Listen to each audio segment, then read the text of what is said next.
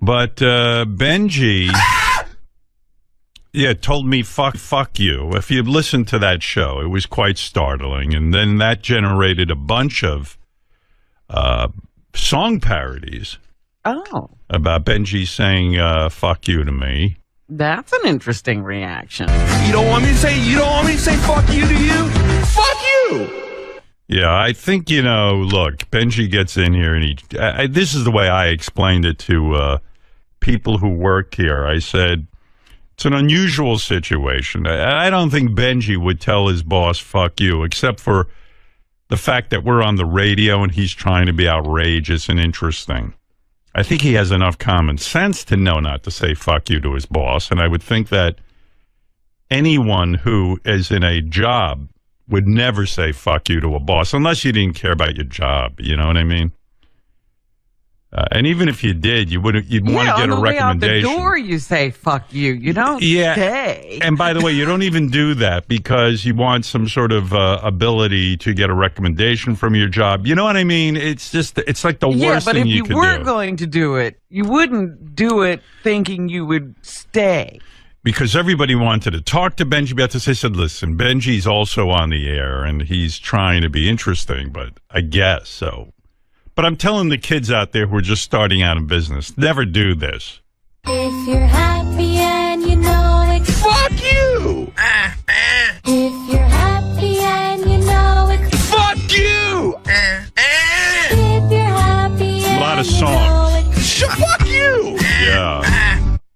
So, there was a lot of different things generated. This one, too. You're breaking my heart. You turn it apart. So fuck you! I mean, so loud and annoying, right? Like anybody would fire him. It was outrageous because it was totally over the top. It was a way too big a reaction to what was going on. Believe me, as bad as I had it in some jobs in radio, I never said fuck you to my boss because I knew that, listen, there's a certain way you conduct yourself. Whenever Fred tells me fuck you, he does it under his breath. I don't hear it. You know what I mean? He's smart enough to whisper it. You motherfucker! Oh. Breaking my heart, you turn it apart, but fuck you! You breaking my heart, you turn it apart, fuck you! We went, there's a right way to say fuck you, and then there's the Benjy way of saying fuck you. But we went out on the street and we said, gee, you couldn't find a person, really, that agreed with Benjy. Would you ever say fuck you to a boss? Never. Even when he's 100% wrong. Never. Fire him, definitely. And why? Because it's disrespectful. It's so inappropriate. Would you ever tell your boss fuck you to his face? I wish I could. Well, you can't. You want to keep your job. You got a livelihood to look up to. So what do you think would happen if you told your boss fuck you? I think I would be fired. If you're a boss and your employee says fuck you, what do you do to him? I'm gonna smack the shit out of him and send his ass home and tell him do not bring his punk ass back no more. Why do you think someone would be so rude to their boss? They're fucking ignorant. But, it's a lot of ignorant people nowadays, and sometimes they need to get smacked the shit out of. I found one guy who said who said yes, you should say fuck you to the boss. But listen to this guy. Is it ever okay to say fuck you to your boss? Sure, why not? I know fucking boss is gonna tell me what the fuck to do. Would you ever say fuck you to your boss? Yes, sir. Tell him to kiss my ass. The boss gives me a whole lot of shit. I'll punch him in his motherfucking face now. And what do you do for a living? I'm homeless. I don't do a goddamn thing. I sit on my ass. Yeah, there's a guy who thinks like Benjy, a homeless guy. Yes. But there were so many comments. Throw Benjy in a wood chipper. Unbelievable. Can't believe Bronk told his boss, fuck you. I don't care how talented someone I work with was. If they said fuck you to me, they'd be fired on the spot. What a disrespectful ingrate.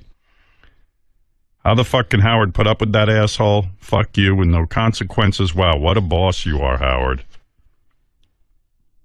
Don't let Benjy in the studio. He changes the tone of the show and Howard's flow.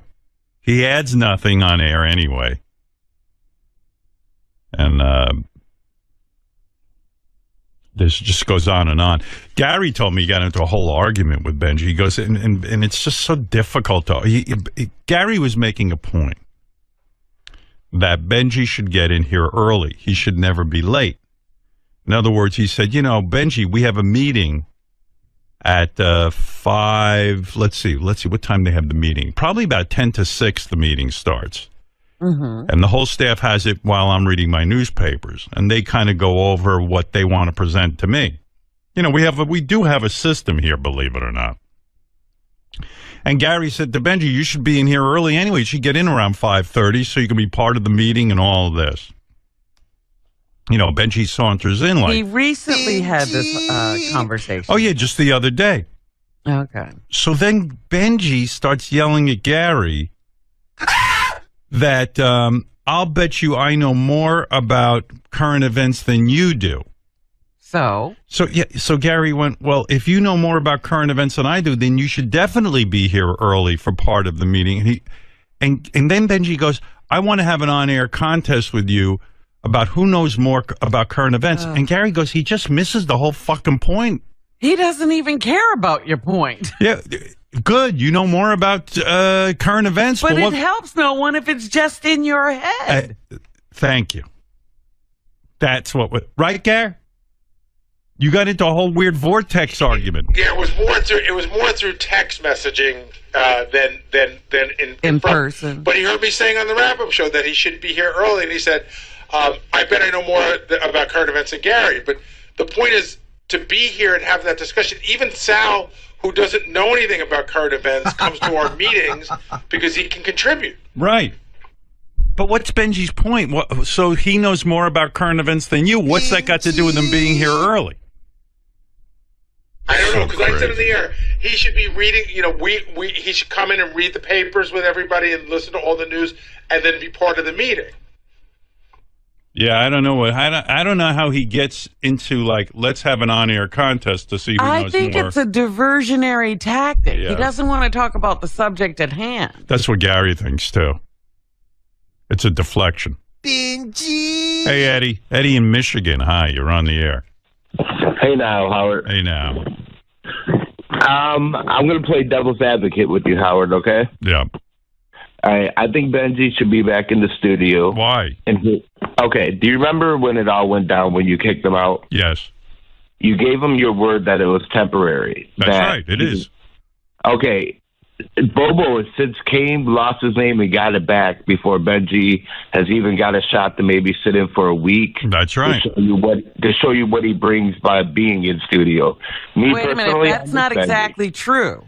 He can come back as soon as I retire. He can have the whole studio. But you remember a couple of weeks ago, Howard, you were softening up and you said, maybe I'll let Benjy back in. Yeah. And the very day before that, he had been late. Yeah, that's right. Robin's right. I forget all this stuff. Robin keeps track. No, she's right, and I do agree that did happen, Howard, but that kind of seemed kind of fishy that you I'll tell you the truth. Up. I'll tell you the truth, Eddie.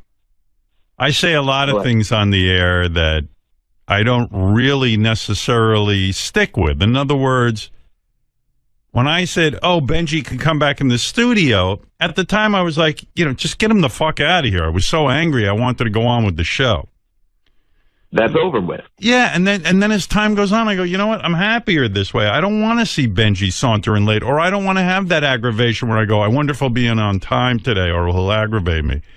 So well, here's my point. It works out better for me. And I know I'm not consistent, and I know I'm probably quote-unquote lying, but it's not a lie. It's just that I don't ever want to think about it. I think from a listener, Howard, and I listen every day for years, there is something missing with Benjy not being in there. Oh, there is definitely something missing. There's no question about that. But Benjy's missing. My peace of mind is more important. Yeah, but that's once every 3 or 4 months at the most. Eddie, come on. You don't know. Eddie, I don't need that blotchy distraction. Can I ask Benjy a question? Could you bring him in? Oh, God. All right, Benjy, come on in. There's a question for you on the table. I think you'll like it, Howard. I probably won't, but it's all right. Because I like Benjy. He's a good boy. He's a nice boy. You're a good boy. You are. Boy chick. No, a boy. He's a good boy. You're a good man. Because he operates like a little boy, you know. He's late and everyone has to yell at him. You know what I mean? But I do like him. I like you too. And I think Benjy's turning 50 in September. Wow. But I think. I don't know. No. You're not? Nobody knows. You're younger than that. Yeah. Or older. Younger. Are you much younger, right? You're like 30. Yeah. You know, whatever you are. I don't care. I know you like to be He is a young. boy. He's 19. He's 19. He's barely a man. All right. What is it, Eddie? A question for Benjy on the table, who knows more current events than Gary, right? Well, I said that because you would have to listen to the context. Yes. He was saying, like, I don't know the news or something like that. And I said, I bet I know more. Oh, he said you don't know the news. Something to that. Howard never said that. What I said was, if Benjy... You said I need to be reading the newspapers in the morning. I was saying that maybe something happened overnight and Benjy doesn't know about it. You know, I know he knows about the news in general, but maybe something happened overnight, 3 in the morning. If he came to our meeting, he'd be aware of that, and then he could riff on it. Well, I agree. But he was implying I don't know the news, or he's saying I didn't say that. You said maybe something happened at 3 in the morning that I don't know. Well, you might not know about. He's making a good point. That is possible that something happens at 3 in the morning I don't know about. There's also something might have happened at 11 o'clock last night that you don't know about. But I in general, I'm pretty well read about Are you the news. irritated with Gary because he keeps you out of the studio? Yeah. Yeah, I heard that. But I'm irritated about that, but also it feels like you can be very rough on me, I feel. Right. In a condescending way. You can make fun of me. I feel a lot of people take on your feelings. I'm sorry, I didn't mean to laugh. That's funny. It's just funny when Benjy explains shit. Why? You're being funny, that's all. Funny. Okay. Funny, haha. I feel a lot of people take on your attitude, whether it's good or bad. I see. All right, well, thanks. Good to see you. Bye. Okay. That's Eddie. Does that answer your question? He didn't have a question. He never asked this question. Go ahead. Oh. Benjy. Oh, here comes the question, Benjy. Sorry. All right, Benjy, I love you. Big fan. Hey, Eddie. Here we go. I know you probably really don't ever get one-on-one alone time with Howard. There's a few people to go through. When he fucks up, he does. You have a chance right now to look Howard in the eyes and persuade him and tell him why you being in the studio is better. And Dude, that is not a question. Okay, don't make me uncomfortable because of your dopey question. I got to have Benjy staring me in the eyes. I don't want that. Let's hear him out. He's at least he deserves to hear him out. Thank you, Eddie. I'm not going to make you do that, Benjy. That's ridiculous. Okay. This guy's fucking retarded. All right, but that was I appreciate his call. But listen, I love you. Benjy has a very hard 12-hour week that he puts in, and people should be aware of that. It's exhausting. How you doing when you're sleeping? You sleeping better? So much better. Look at this. Nice. Yeah. My boy's growing up. So much better. In fact, it's funny like how little things inspire you. Like the other day you said, I don't know why it hit me the way it did, but you said you went to sleep at 6:30. Sure. Which I know is unusually early. Go to bed. For you, but it just I don't know why. I'm getting so much better at it. It seemed impossible before, There but you now go. My sleepy boy is doing good. Thank you. All right, great talking to you. Let's talk again this winter. Bye, Benjy. What after the solstice or solstice? Or? Solstice, summer solstice. All right. Benjy is realized he's preparing for hibernation. He's like a bear. What? He wanted to say something. Go ahead. I don't want to be unfair. There's a lot to say, apparently. Yeah. Well, he's been pent up back in the office. Go ahead, Ben. Yeah, I have been pent up. All right, go ahead. The fuck you thing was stupid. It was stupid to say, but it's funny the way people reacted to it. Like you say such horrible things about me on a regular basis. Like if you rewound the show to any point you talk about me, it's probably something really, really mean about me. Absolutely. Okay. Speak to you later. Bye. And normally I only have a chance to say 2 words. So the 2 words at that moment when you were saying, do not ask people for sleep tips. All right. I said, thanks. Fuck you. Okay. Bye. Why are you so mean to me? I'm not being mean. I'm saying, yeah, I agree with you. Bye. All right. I'm just busting your balls, Benji. I love the kid. Do you like anything about being out of the studio? I bet you some aspects you like. You don't have Fred staring at you while you eat. And he is a lord. Well, it's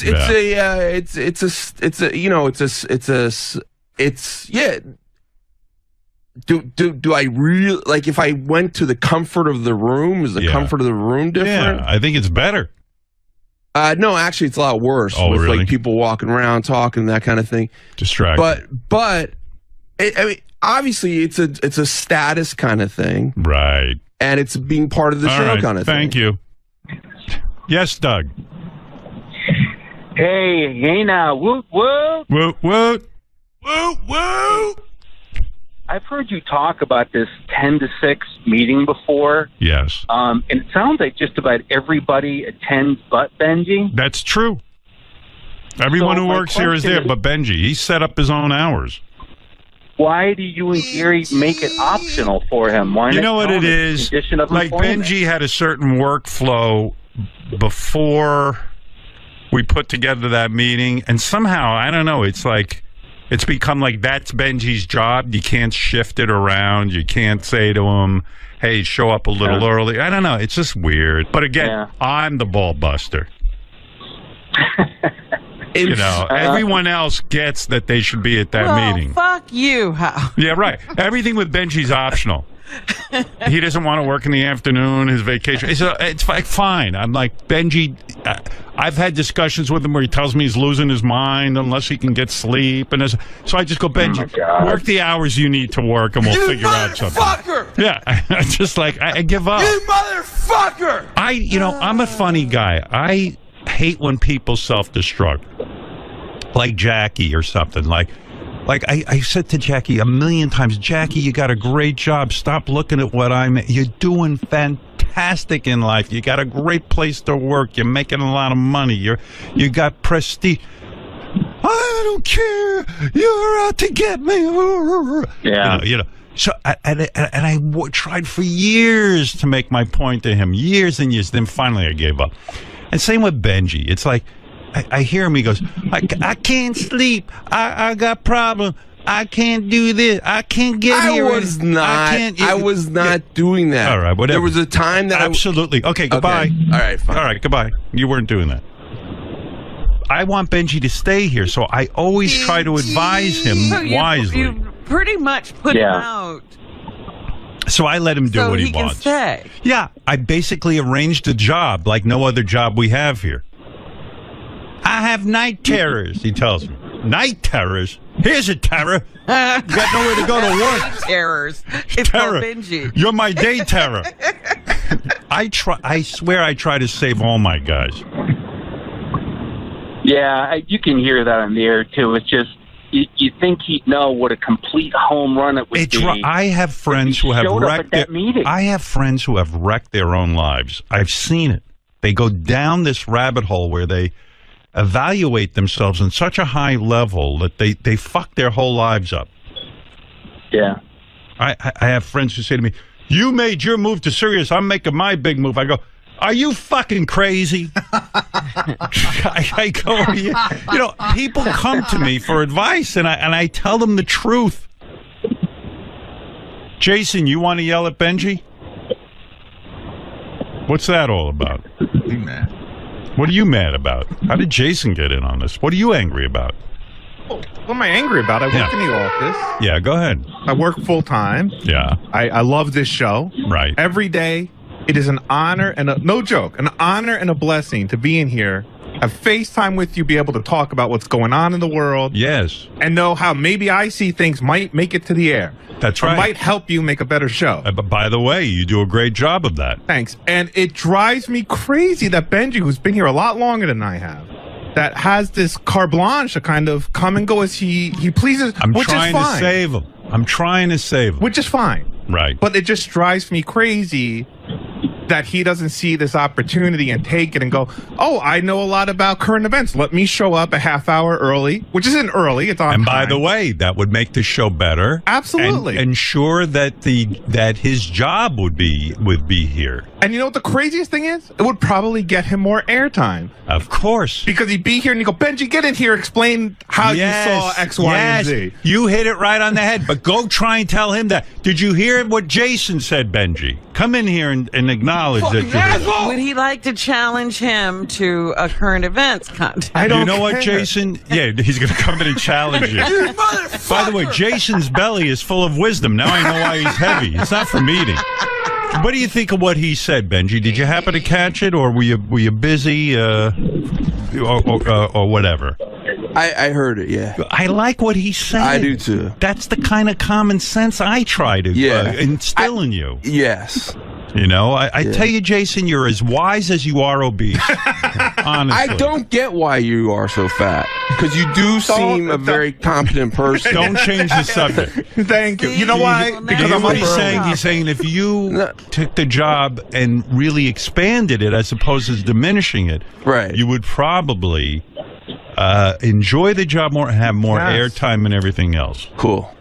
And it's crazy when you say... Now, I see Benji, like he'll go leave here right away and he goes home and he makes a podcast of some sort, of video cast. And I go, why would he sit there with that, with his 3 people maybe watching him, where he could be part of this and contribute in a way that makes him gets him more exposure? I cannot tell you how many times we're sitting around talking in the afternoon and we think of something. We go, oh, Benji would be perfect for that. But he's not here. Right. All right. Anyway, Benji. Can I ask one question? Sure. Now I'm more irritated with Benji.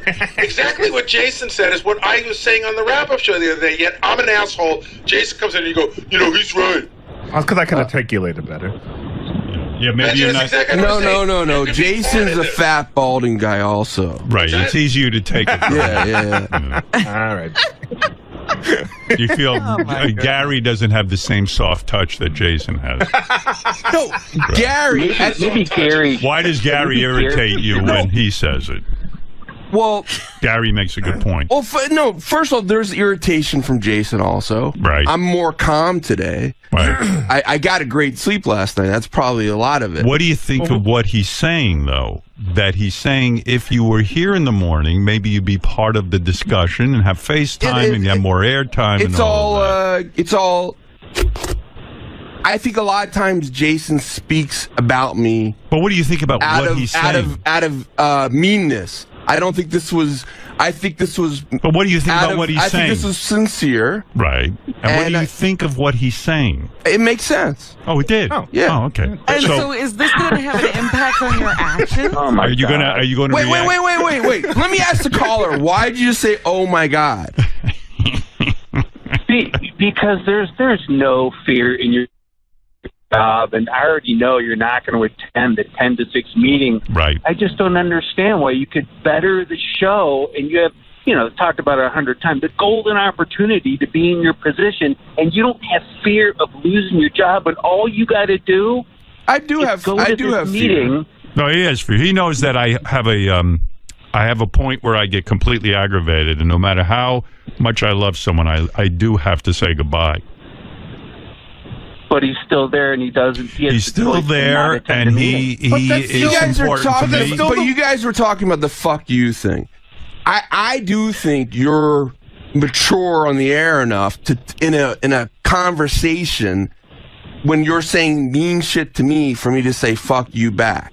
Well, okay. Is that good advice? Who's fatter between the two of you two? Probably really? I am. You weigh more than Jason. Oh, no. Fatter. I'm saying percentage of my body. Right. I think so. I'm looking at the two of you, and Jason looks skinny next to you. It's weird. Now I like standing next to Benji.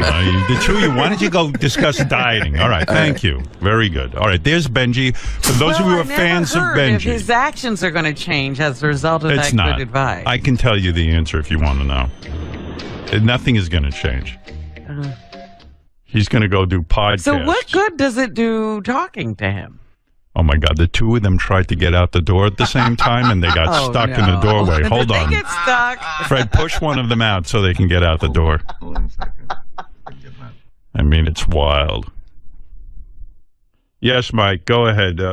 People are enraged and they want to speak out. Yes, Mike. Hey, you guys are a bunch of pussies. Somebody's got to fire this guy. I guarantee he's not the only guy that can do this job. And if you put an ad in the paper that says full-time job, 12 hours a week, you can make enough to live on in New York, I guarantee you're going to find an applicant. I mean, who has to say that to their boss and get away with it? Nobody does. All right, fair enough, Mike. David, go ahead. David, you're on the air in Ohio.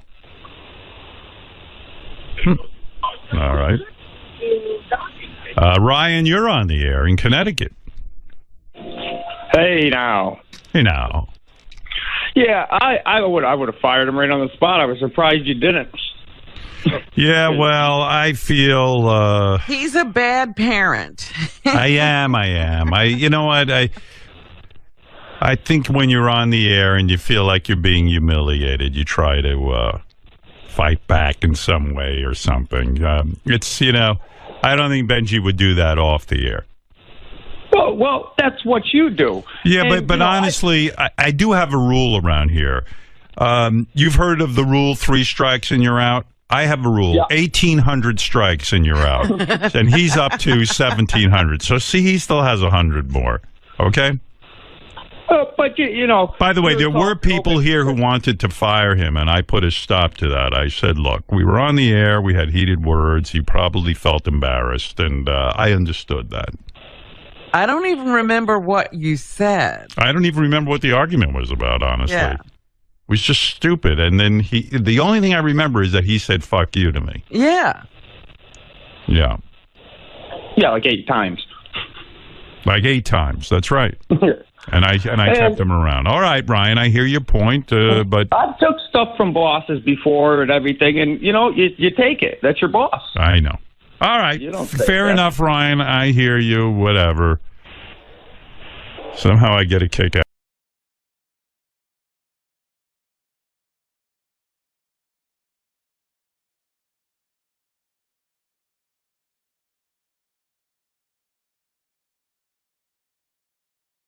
Well, you know what I was thinking? I was going to talk to them. It. I know, but I was going to talk to them, to the producers, and see if we could run a second show with some of the material that we couldn't use in the first. Because I think, you know what happened? You never know, Howard, even you, how good a guest is going to be and how forthcoming and generous. Right. And so we did go a little overboard, but you gave us such great material. We had I don't know about you, but I had so much fun talking to you. I had a fabulous time doing your show. And it was actually, I liked the fact that it was fun, but it was also serious. I think we had a serious conversation about a lot of different things. Well, it made me realize what a good interviewer you are, because people have said to me, gee, Howard, you do a good job, because people get relaxed and they start talking. You're the same way, and I think it's harder on TV when you have that whole audience. Right. I think the audience can get in the way. When you were a news person or on the Today Show, you didn't have that audience in your face. I think the audience is a mixed bag. I think for some people, they can get a lot of energy from the audience. I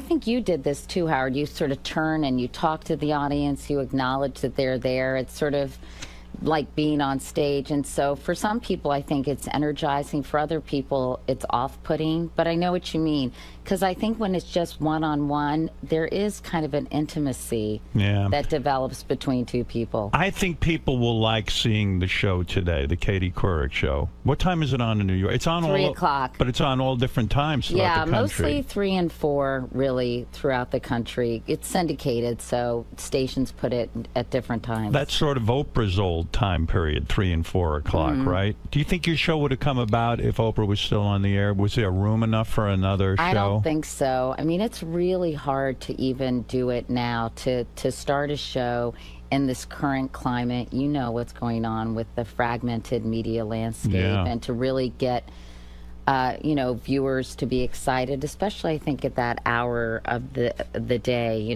There's a certain set of viewers that are available, and sometimes you know, not as many people, say, who are around in the morning who kind of make something like this or the Today Show or GMA part of their morning routines. It's a little harder, I think, for 3 or 4 in the afternoon even. Do you worry about the economics of your show? They got to pay you X amount of dollars, and to put on the show is expensive. Yeah. Could someone, again, make that kind of money like Oprah did, or is that a thing of the past? I don't know. You know, I think it's increasingly difficult to really get that kind of market share in the current climate. But, you know, that doesn't mean that, of course, you know, the listeners who listen to you, the viewers who watch me, you know, it's a wonderful platform. It's a great opportunity. Yeah, the show's fun to do. You know, I like it because there's so much variety. Last week I did a piece on the military, saluting the troops and talking about PTSD. You know, I really like, first of all, I love interviewing interesting people. For example, when we did the show. Yeah. But I also like talking about important issues and topics, whether... Do you worry, though, if you do a show on post-traumatic stress syndrome, do you worry that the ratings will go down? Yeah, you know, I sort of... That's in the back of my mind, Howard, but honestly, I came to this wanting to tackle some important issues, wanting to hopefully illuminate some topics that don't get enough airtime in other venues. And so my feeling is, this is who I am, this is what I care about, this is what I'm curious about. But do you have people who come into your office every day and say, hey, Katie, it's great that you're into post-traumatic stress syndrome and you want to help people, but the ratings dropped by X amount of people? You know, they kind of say, it didn't do that well, but then I say, oh, well, that's You really okay. don't get affected by that? No, you know, I don't, because I think at this point in my career, Howard, I want to do quality stuff. And if people don't want to listen to the stuff that I'm interested in doing, you'll leave. That's okay, you know? It really is okay. So I want it to do well, but I don't feel this incredible pressure that, oh my God, I'll have to do anything to make you know, to get more viewers or to make whatever. What do you like better? You like doing hard? You see, I don't think many people realize that when you started out, and I think you've had a charmed life in a sense. Well, I'm talking in about some ways, in maybe. career. Yeah. Charmed in the sense that you got out of college where you were a Tri Delta, so was my wife, which I'm amazed because and when I went to college, nobody even would want me in a fraternity. Like no one, there was no fraternity for me. And now you're married to a beautiful sorority girl. A Tri Delta, yeah. But when you went to college, you get out and you start. I forget where you started working. Like right away, you had a job, like a great job. I mean, no, not really. I was basically a desk assistant at ABC, Howard. I was making coffee, answering the phone. I had to bug the hell out of them to get them to hire me. I had to keep going, and you should hear how I kind of figured out how to get upstairs to talk to the bureau chief of ABC News in Washington. You didn't sleep with him at all? No. What happened was I applied for all these jobs. I didn't hear from anyone, so I said to my mom, can you drive me down to the ABC News Bureau in Washington? So we get in our Buick station wagon, you know. She drops me off. I go inside. I say to the security guard, can I go up and say hello to George Watson, who was then the deputy? He was the bureau chief. Or Kevin Delaney was the deputy bureau chief. And they said, well, no, do you have an appointment? I said, no. And I said, well, can I call Davey Newman? And they said, okay. So I picked up the security phone, and Davey Newman was the executive producer of World News Tonight. That's ballsy. And I said, hey, Davey, you don't really know me, but my sister Kiki went to high school with your twin brothers, Steve and Eddie Newman, and I'm wondering if I can just come and say hi and introduce myself quickly. You had balls. I did. Do you think you had balls because your father was a journalist, right? Yes, yeah. So when you're around that kind of vibe, I don't even know why you would pick journalism when your father's a journalist. Maybe if you were a boy, it would have been different, but do you feel that sense of competition with your own father, right? Oh, no, not at all. Not at all. He was a print journalist. He worked for the Atlanta Constitution, United Press, and then he went into PR because I think he had a hard time supporting 4 kids as a journalist on a reporter's salary. Yeah. But no, not at all. In fact, he was so proud of me, you know, and the one thing I think he encouraged me to go into journalism because the one thing that I could do decently, I could write well. Right. And I wrote well under pressure, and I was very outgoing. So then I thought, well, why not try television? Because the doors were opening for women in broadcasting. Right. And I thought, you know, it's more lucrative. Yeah, but you got the job at ABC, and then you went to CNN right away, too. Yeah, but, you know, George Watson left ABC, started CNN, so I went as an assistant assignment. I mean, I really worked my way up, I know. Howard, I don't think people realize that of you, because when you went to CBS News, guys like Dan Rather gave you such crap. Yeah, that was And sort you of were- disconcerting, actually. And, you know, he'd been very, very kind to me throughout my career. I had met him on a number of occasions covering hearings on Capitol Hill. I think I saw him during the Clarence Thomas hearings, and he was incredibly gracious and generous. And I don't know, I think he was colored by the very bad experience he had at CBS. So I think he was but it pretty was so angry and sexist. bitter. He said, they're bringing in Katie Couric to tart it up. Yeah, to that tart was it up. odd, A tart wasn't is a prostitute. You know what I mean? It was really? like, I don't know if a tart is a prostitute. well, I think that really. implies But that you're it's just kind some of, cheap. Yeah, floozy. A floozy. Yeah. In other words, you're going to floozy it up on the news, and they're trying to bring sex appeal. That was awfully archaic thinking, I think. I was surprising, actually, you know, and disappointing. But what are you going to do? You ever run into him? No, I haven't run into him, actually. What would you you know? say? Do you think you'd be friendly? I think I would say, you know, I don't know. That's an interesting question. I think I would be cordial, and I guess I would have to read him to see how he would respond to me. But that was disappointing and actually kind of surprising for him. Yeah, I mean, Andy Rooney sandbagged you. I feel. Well, I think, you know, what happened is, I think because Les Moonves brought me in, right. And I think one of the things you have to have when you come to an organization is the support of the rank and file. And I think when there's a top-down thing that goes on, and I think CBS in particular is a very traditional network, and they are very, and to their credit, very loyal to people who work there. And I think I was viewed as an outsider who came in and hadn't worked my way up the CBS ladder. Whenever the president of the entertainment division brings in a news person, news people get completely pissed off for two reasons. Number one, the entertainment division is willing to pay people a lot of money to bring them in. And you came in at a high salary for a news person. Well, and it's really what I was making at the Today Show. Right. Yeah. About $15 million. And so the news people go, oh, she's making $15 million and rah, rah, rah, rah, rah, rah, rah. And they undermine you. They do. They undermine you. I was shocked because when you did your interview with Sarah Palin, I thought more people would praise you. I think that was one of the single best interviews I've ever seen anywhere. Sarah Palin. When I watch that thing, and I've watched it probably 50 times, to me it's a lesson on how to interview someone. Well, actually that interview did get a lot of praise and support. I think that later when she talked about it publicly, it was more criticized, but initially when it aired, Howard, it got I didn't get much criticism at all, even from Republicans. I think most people thought it was incredibly fair, and that I didn't sandbag her, that the questions were not gotcha questions. They were basically questions, in my mind, that required accumulated knowledge and an ability to be a critical thinker. When you prepared to interview Sarah Palin, did you go in with the attitude that this is not a bright woman? No, I went in with the attitude as that there was a lot that was not known about her, how she would govern,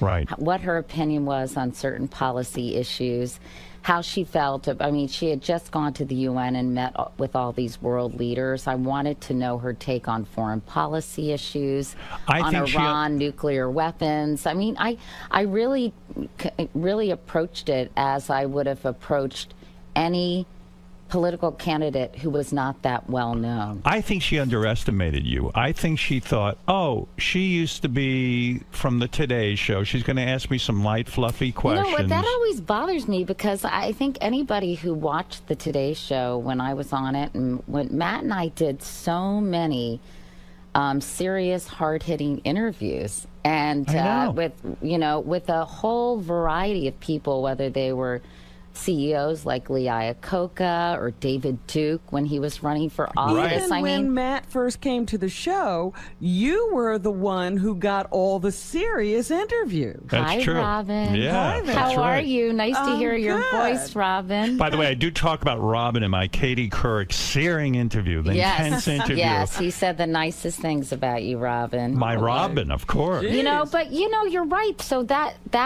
I think because the Today Show provides you with so much variety. So 1 minute you may be interviewing 𝗦𝗵cie𝘄𝗿𝗱, and the next minute you may be doing a cooking segment or the hottest jeans for summer. You know, so I think as a result, people don't look at your sort of your body of work, so to speak, which always sounds so pretentious, in toto. You know, they kind of remember the fun moments when you're flying across the plaza dressed in a Peter Pan outfit, and they kind of dismiss the moments when you're doing serious interviews. So when you did the Sarah Palin interview, after you get done with something like that, do you know you have gold, or were you shocked by the reaction?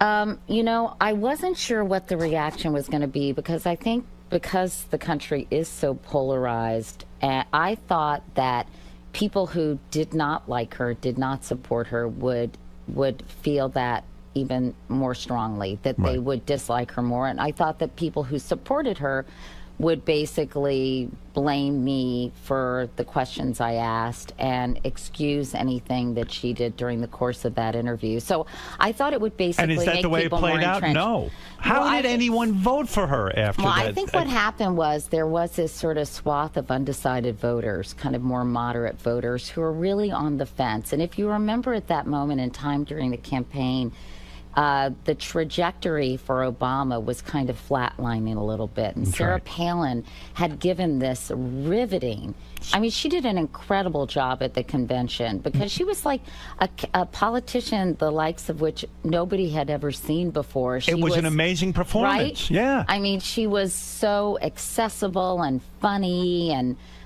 you know, she was an incredibly appealing candidate. So do you think you were, I'm not going to say totally responsible, but somewhat responsible for Obama winning? No, I mean, would. I would say that I think for this broad swath of undecided voters, I think they saw this interview, they thought, gee, this is the person who's going to be a heartbeat away from the presidency. John McCain had multiple instances of melanoma. Thank goodness his health is good. He was just in Syria, meeting with rebels. And, you know, so I think it really gave people pause. And they thought, not only about her, but I think about Senator McCain's judgment in selecting her. Yeah, I think it changed a lot of people's opinion. When I saw the answer to the periodicals, when I saw her answer about Russia being like she's doing business with them because they're near Alaska. And you know what's so interesting? That whole question about what do you read, that was kind of an afterthought for me because that was at the end of our second interview. It was a ridiculous easy. We had done one interview in New York, and then we did a second one in Ohio after a campaign appearance. And we had to do a walk and talk, you right? Were walking we wanted down to a get road. some B-roll, right? For the interview. And I was curious because when anyone is so extreme in their political ideology, I'm always curious, like, what made them that way? What shaped them? What did they have a formative experience? Was it their parents? What do they read that kind of helps reinforce that on a daily basis? It was a softball question. If any of the questions were softball, it was a throwaway. Yeah. It was like, hey, what do you read when you wake up in the morning? It was I think she was so aggravated with me by that point that she just was very defensive about it. And she said, you know, people in Alaska read. And I said, you know, I thought I wasn't suggesting that. But I thought it was interesting. And I wonder if she in her own mind has gone back and thought, gee, maybe I should have said I read every newspaper in Alaska because I'm governor of that state, or I read every national newspaper, and Katie, I Google things. I mean, I don't know. I don't think she's the type of person who goes back and thinks about what she says. I don't think she reflects. No, not at all. I think she's thought Katie Couric tried to screw me. I don't like her. It's that simple. But have you ever run into her again? I haven't. I did invite her to come on my show. Oh, how great would that be? But in a way, I think the purity of that interview and that experience and that exchange sort of should. Part of me feels like, I mean, it would be a very different interview now because she's not running for office. And it would take away, now that you bring that up, I agree with you that it would take away from the purity of the interview, because you guys would sit there and do sort of a nicer interview, and who knows, maybe even try to explain away some of it, and she'd put a spin on it, and I don't know. I think it would ruin everything. I do. I have very mixed feelings about it. Well, needless to say, I've extended the invitation, and I have not heard back from her. What are you doing about this whole Today Show controversy now? I mean, me? What am I doing? Yes, because I want to know your thoughts. Yes, she does. She has to step in and straighten it out. I'll take care of it, Howard. You had decided after the CBS News thing that you might consider going back to the Today Show after, I guess, Meredith Vieira left, that you would join Matt again at the desk, and that then the plan would be, after the 2 years that you did that and Matt's contract was up, you would then do the show together, your new talk show together. I mean, I don't think it was ever quite as far down the road as you described now, Howard. I mean, I think that Matt and I had talked about possibly teaming up and doing a show at some point. Right. And, there were some cautious overtures to me to possibly come back to the Today Show, but then they sort of evaporated. Was that something that was not an option for you? You would never go back? Part of me, for me, that was the best job because, first of all, I loved the ensemble cast. I loved working with Matt. We did have this special relationship. And you did not enjoy working with Brian Gumbel? No, I actually did. I did enjoy working with Brian. I think it's known in the industry that you had great chemistry with Brian Gumbel, and you were very professional with him on the air, but behind the scenes, you were not thrilled with him. Well, you know what's funny? I feel very close to Brian now. I just saw him the other night, and I really like. Yeah, I mean, I wouldn't say we socialized. I mean, I actually would love to have lunch with him. We've talked about that. I saw him at a movie screening, and I love his wife, Hillary. Right. I think he's incredibly happy now. I think biggest mistake he ever made was leaving the Today Show, yes? Well, I think to everything there is a season, Howard. Yes, but still, you must have been, at the time that you were working there, you were not thrilled. I mean, you did the job, and you were great at it, and you made chemistry happen with him. I would say that Bryant at the time was pretty prickly, and sometimes quite challenging. Angry. I wouldn't say angry. I think Bryant, it was very set in his ways. He was used to being the top banana, and when I took that job, Howard, I said to the president of NBC News, Michael Gartner, I said, listen, I'd love to do the Today Show, but I want it to be a 50-50 division of labor. I don't want to be relegated to doing cooking segments and the lighter fare, because I had covered the Pentagon. I'd worked really hard to be taken seriously as a journalist, and I said I don't want to be in that position. So I think that initially probably that was pretty off-putting for Bryant. Right. And I think he was sort of a little like, who does this person think she is? Ultimately, they said, well, how about 52-48? And I said, I'll take it. Right. But, I just think that probably there was a little jockeying for position. And because I wanted to be taken seriously, and I think Brian also was used to being the top banana. Don't you think Brian thought when he left the show would fall apart? Don't you think there's always that expectation? I don't know. I don't think so, because Bryant and Matt are, as you know, Howard, are really, really close friends. But when you left, didn't you don't you take some pleasure in the fact that the show now is struggling? I mean, yeah, okay, they had their run with Meredith and all that, but don't you take a little bit of pleasure? Say, you know what? It's not for everyone. Not everyone can do that job. Well, I do feel like the Today Show is such an institution, and it's sort of stronger than the sum of its parts. I mean, I think it's a great show. I think it has to be cared for and nurtured, and I think that's what's been going on now. Is that why Good Morning America is winning?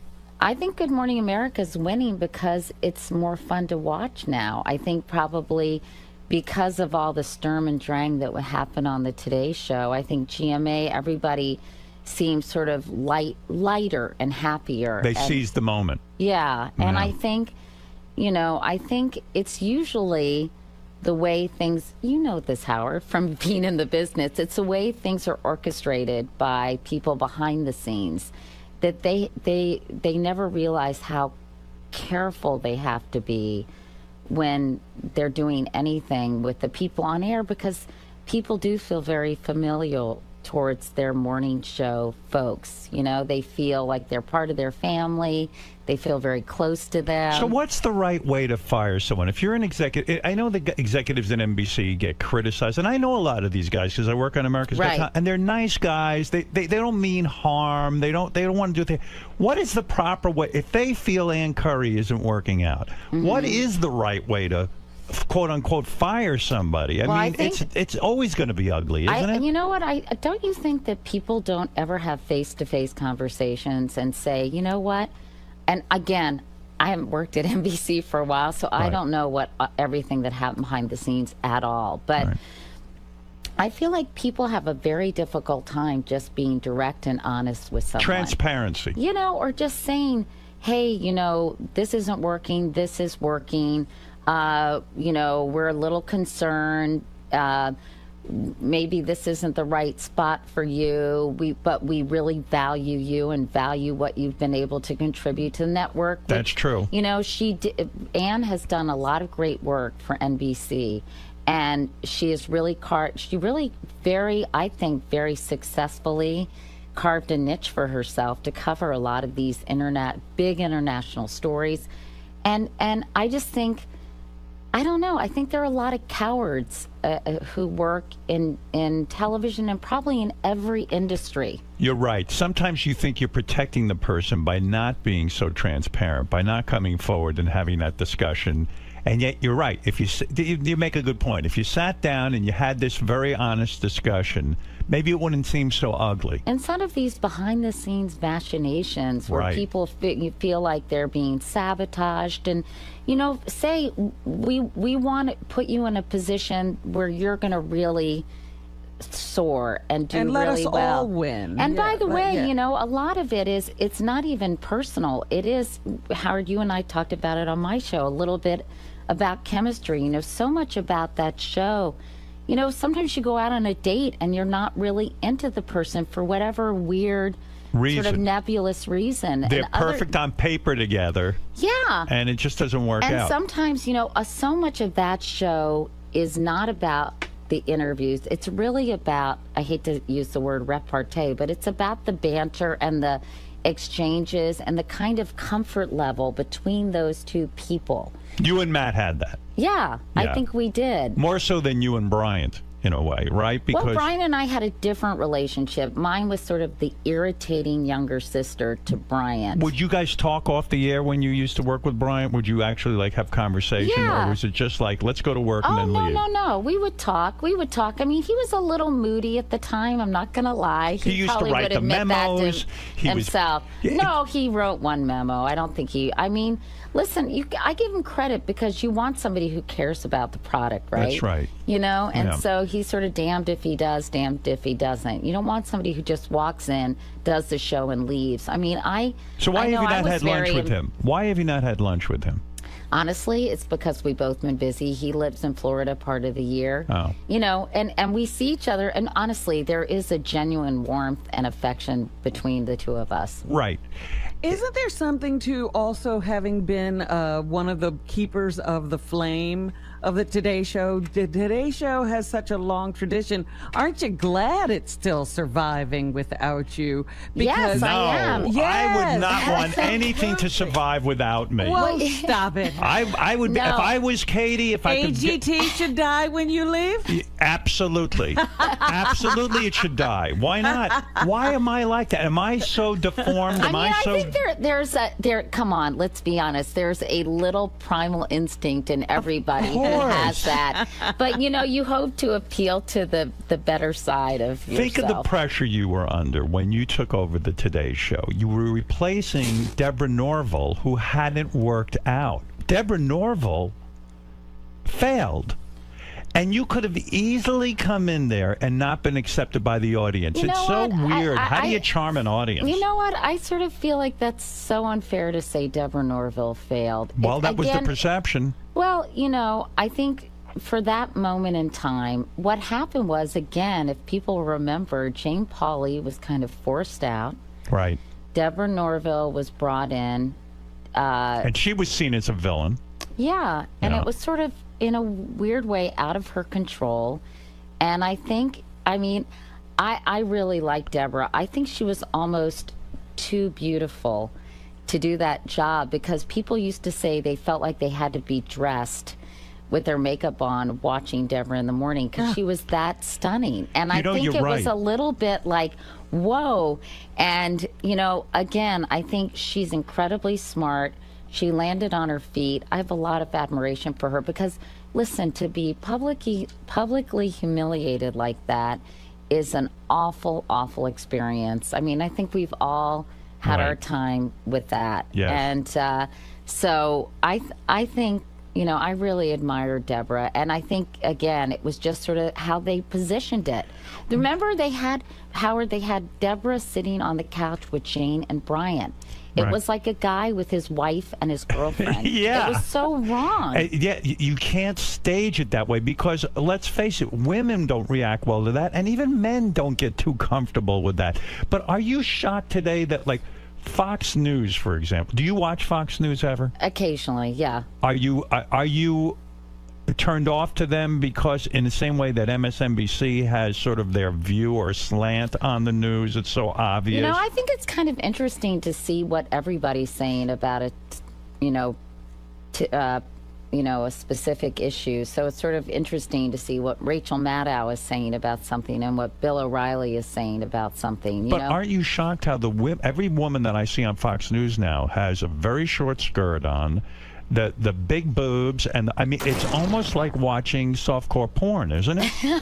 Does it turn you off? I do think there seems to be a bit of a type over there, and I think Roger Ailes knows what he's doing. Well, it does get me to take a look. I'll be honest with you. It's like wow, really? I mean, one, and then the women disappear and they bring in a younger, hotter one. You know, I used to see that on Fox Business, more on regular Fox News, where people would be dressing very provocatively and super low-cut dresses, and I would be like, wow. Do you now? I kid you on your show today when we do the interview about you. Your legs are very attractive, and they're very waxed up or something. I was saying. I oiled them up for you today. One of the things I know when I watch this show, and I think you look fabulous. Thank I you. really do.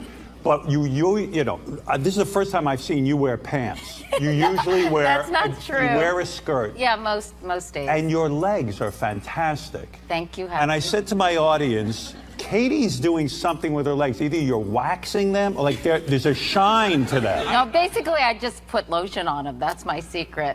Is that what it is? It's lotion, and they're fabulous. And she crosses them with the high heels. I mean, it's very sexy. Beth is sitting I know, right here. Beth and I have talked about it. Ooh, this is getting weirder and weirder. Oh, darling, we're going to have a threesome by the end of the show. Stay tuned. It's going to be wonderful. Do they pressure you when you? Because I remember with CBS News too. That was another thing. They were like, let's put Katie not behind the anchor desk. We want to put her somewhere where we can show her legs. It was a calculated move. I don't know. Honestly, it wasn't like, let's put Katie somewhere to show her legs. I think we tried to make the evening news a little less formulaic, a little less formal, more conversational, more accessible. And let's face it, you're an attractive woman. You're sexy. And why can't you show...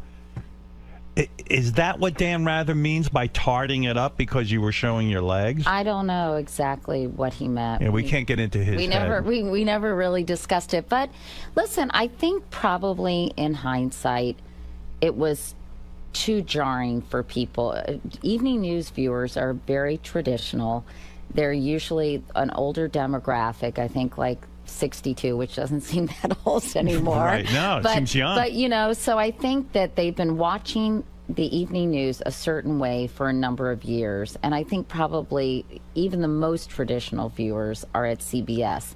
So in hindsight, I think we probably should have made these changes incrementally. Yeah. And I should have been probably less willing to try and experiment and been more formal and perhaps more formulaic, and then just do it change things slowly. Yeah, but to be honest with you, probably even though I felt very honored and privileged, I was thinking about on my way over here how I had dinner with Walter Cronkite, before I took that job, right, and talked to him, and he was very supportive of me, which was really a wonderful thing. Yeah, and I felt very privileged to sit in a chair that he had. Presided over so beautifully for so long. But I think, I like conversations. I like talking to people. You're I like happier a little now? more spontaneous. Yes, I think this is a much better fit for me. I was just thinking. Was that a difficult period of time? Because you still kept that job. Yeah, how did you deal? That's a stressful situation. It was difficult because I think there was a lot of obviously external criticism because, for a number of reasons. I think internally there wasn't a ton of support from You wouldn't check the ratings every night to see if you were going up or down? No. And what's amazing to me about that, though, when you have high ratings, everyone leaves you alone. Uh-huh. When your ratings aren't the highest, then the executives get a hold of you. And I think that's the worst part of being on-air talent. If your ratings aren't stellar, and this is what I hate about the ratings world, then they start in with you. They come over. Suggest. Katie, maybe you need to do this. Maybe you need to do that. You know what I'm saying? Yes, I do know what you're saying. But it's also that environment where you that? know that people aren't behind you. Yeah, I think that what happened is when I went there was a big spike in the ratings. I think, frankly, mostly a curiosity factor. Yeah. And then it settled down to basically what it had been before I came.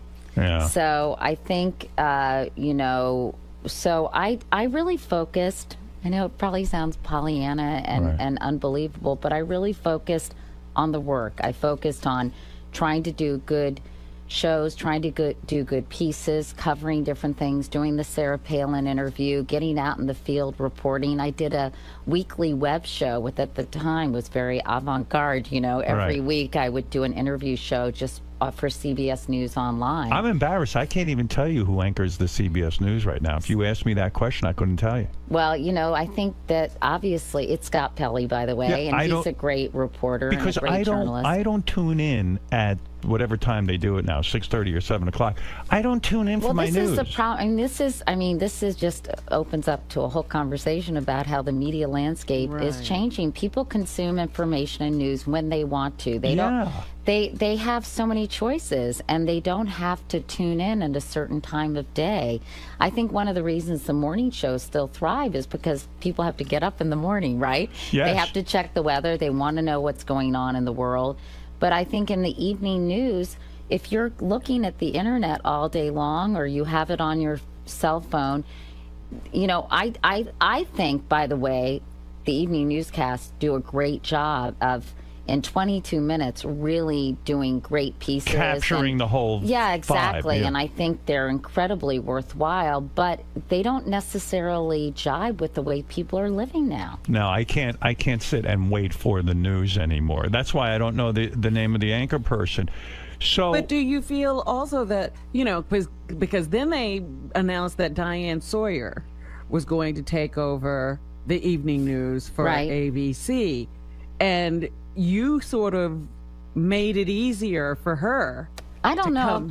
I don't know about that, Robin. I just think sort of the time had come where it was not such a novelty, you know, and that Diane had an incredibly illustrious career prior to taking that on. So I don't know. I think also for whatever reason, maybe because I'm a little more of an open book, I've always been a little bit more of a lightning rod, possibly. I don't know. I've got to compliment you, because I meant to tell you this the other day. The colonoscopy thing, in all seriousness, I remember the only thing that I knew about colonoscopies, because you had your on-air colonoscopy, which, by the way, I mean, weren't you nervous your ass was going to be on TV? I mean, I would just kill myself. Believe me, I gave the camera crew very strict instructions. This was and very brave. I had the final say in the editing process as well, Howard. When you saw when you saw the raw tape, so to speak, is your ass being shown all over the place, and were you mortified? No, not at all. Right. They were the draping. colonoscopist was the endoscopist was very discreet, a guy named Ken Ford, and the camera guys know. I had a mammogram on the Today Show, and they weren't taking shots of my breasts. How do they do that? How do they not photograph your breasts? Because you're in one of those gowns, and they get behind you, and The colonoscopy thing was great, because I remember my father told me when I was a young man, he had turned 50, and he said to me, I just went for this thing, colonoscopy, and there was no, they didn't knock him out. There was this huge pipe involved, and he said to me, he turned to me, he said, he had a colonoscopy or a sigmoidoscopy? I don't know the difference at that point, but I remember it was a huge pipe, and he said to me, my dad's pretty stoic, and he said, I don't care about cancer or anything else compared to what they did to me today. He goes, I could never go through that kind of pain. And I never heard my father say that. So my feeling on colonoscopies was that sort of archaic view that this horrible thing happens to you and I'm never going to do one. So when you did it, it really made me realize, wow, they're not painful. The process has changed. And then my doctor said to me, I'd rather get a colonoscopy than, he said, you should see the operation they have to do on you if you get colon cancer. It's way painful. It's like the worst pain ever. So just go through it.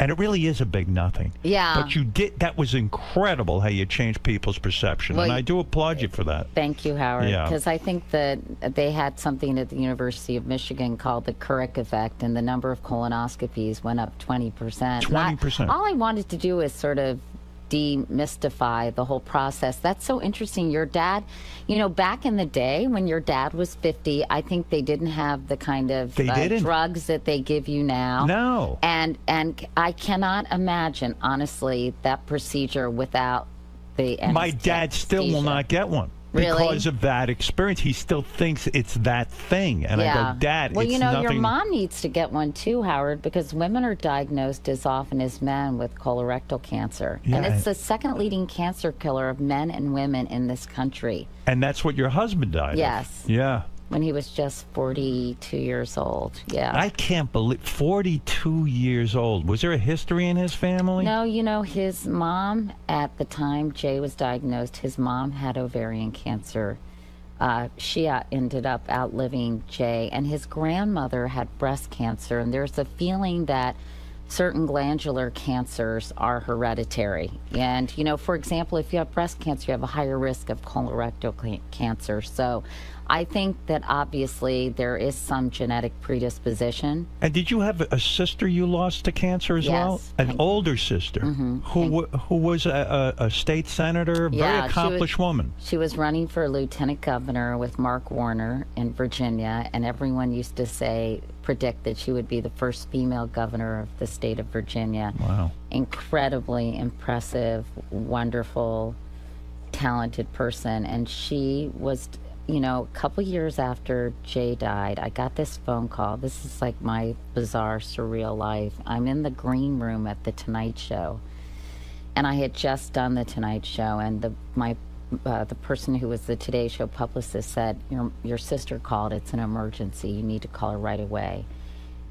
Nobody wants that kind of call, right? So I called her, and I was so terrified it was my parents, because my mom and dad were older, and I got on the phone to Emily, and she said, don't worry, it's not mom or dad. I said, what's going on? She said, it's me. I have pancreatic cancer, and it's all over my liver. How old was she? She was 52 when she was diagnosed and 54 when she died. And you were close to her? Very, yeah. Oh. So there are 4 kids in my family. Emily was the oldest. My sister, Clara, I call her Kiki. She doesn't like that anymore. And then I have a brother, Johnny, and I'm the youngest of 4. So that was so devastating. It was so devastating, and, you know, very devastating for my parents, obviously for all of us, but, you know, for parents to lose a child, as anyone has experienced that. For my mom and dad, I think. Did she have kids? Yes, 2 incredible sons. Her son, Ray, is an oncologist hematologist in Northern Virginia, and Jeff is my other nephew who lived with us between college and graduate school. Great guy. He's a director. He just finished directing Kick-Ass 2. Wow, no kidding. Yeah, isn't that great? And what's with your kids? So proud of him. Do you worry about your kids? Because you're a very wealthy woman. And, you know, sometimes it's hard. Well, you are. You are very wealthy, aren't you? I think I've done well. You've done well. Happy to say. You don't which have is to... a nice thing to not... And, you know, the one thing about doing well, it makes life easier, and it's one less thing to worry about. And I feel very blessed to not have to worry about that. Well, you've worked really hard. That's why when you started dating, by the way, that's a whole weird thing, too. You're an attractive woman, you're a young woman, you lose your husband, you got 2 young girls at home. Mm-hmm. When do you start dating? How long do you wait? I think it was like a year and a half. Did it I feel remember weird? the 1-year anniversary of Jay's death, and I was just in such a dark place and so depressed. And then I thought, you know, I'm young, I have these 2 little girls. I really did imagine that I would be in a Carol Brady situation. Right, a merged family. Yeah, a blended family, and it never really happened. Because you say you're sad that you never had more kids. Yeah, I think I would have liked that, but, you know, it just didn't work out that way for me. How the hell do you juggle your career when you've got 2 young kids at home and you're doing the kind of work you're doing? Well, I was very lucky because I was well compensated. I had a wonderful person, Lori Beth Meyer, who lived with us, who was like a second parent to my girls. So you could go off and cover a story and be gone for 2 days and you didn't worry? No, not at all. Yeah. And that's such a blessing to be able to have somebody like that in your life. And she was such a positive influence. You know, I really credit her.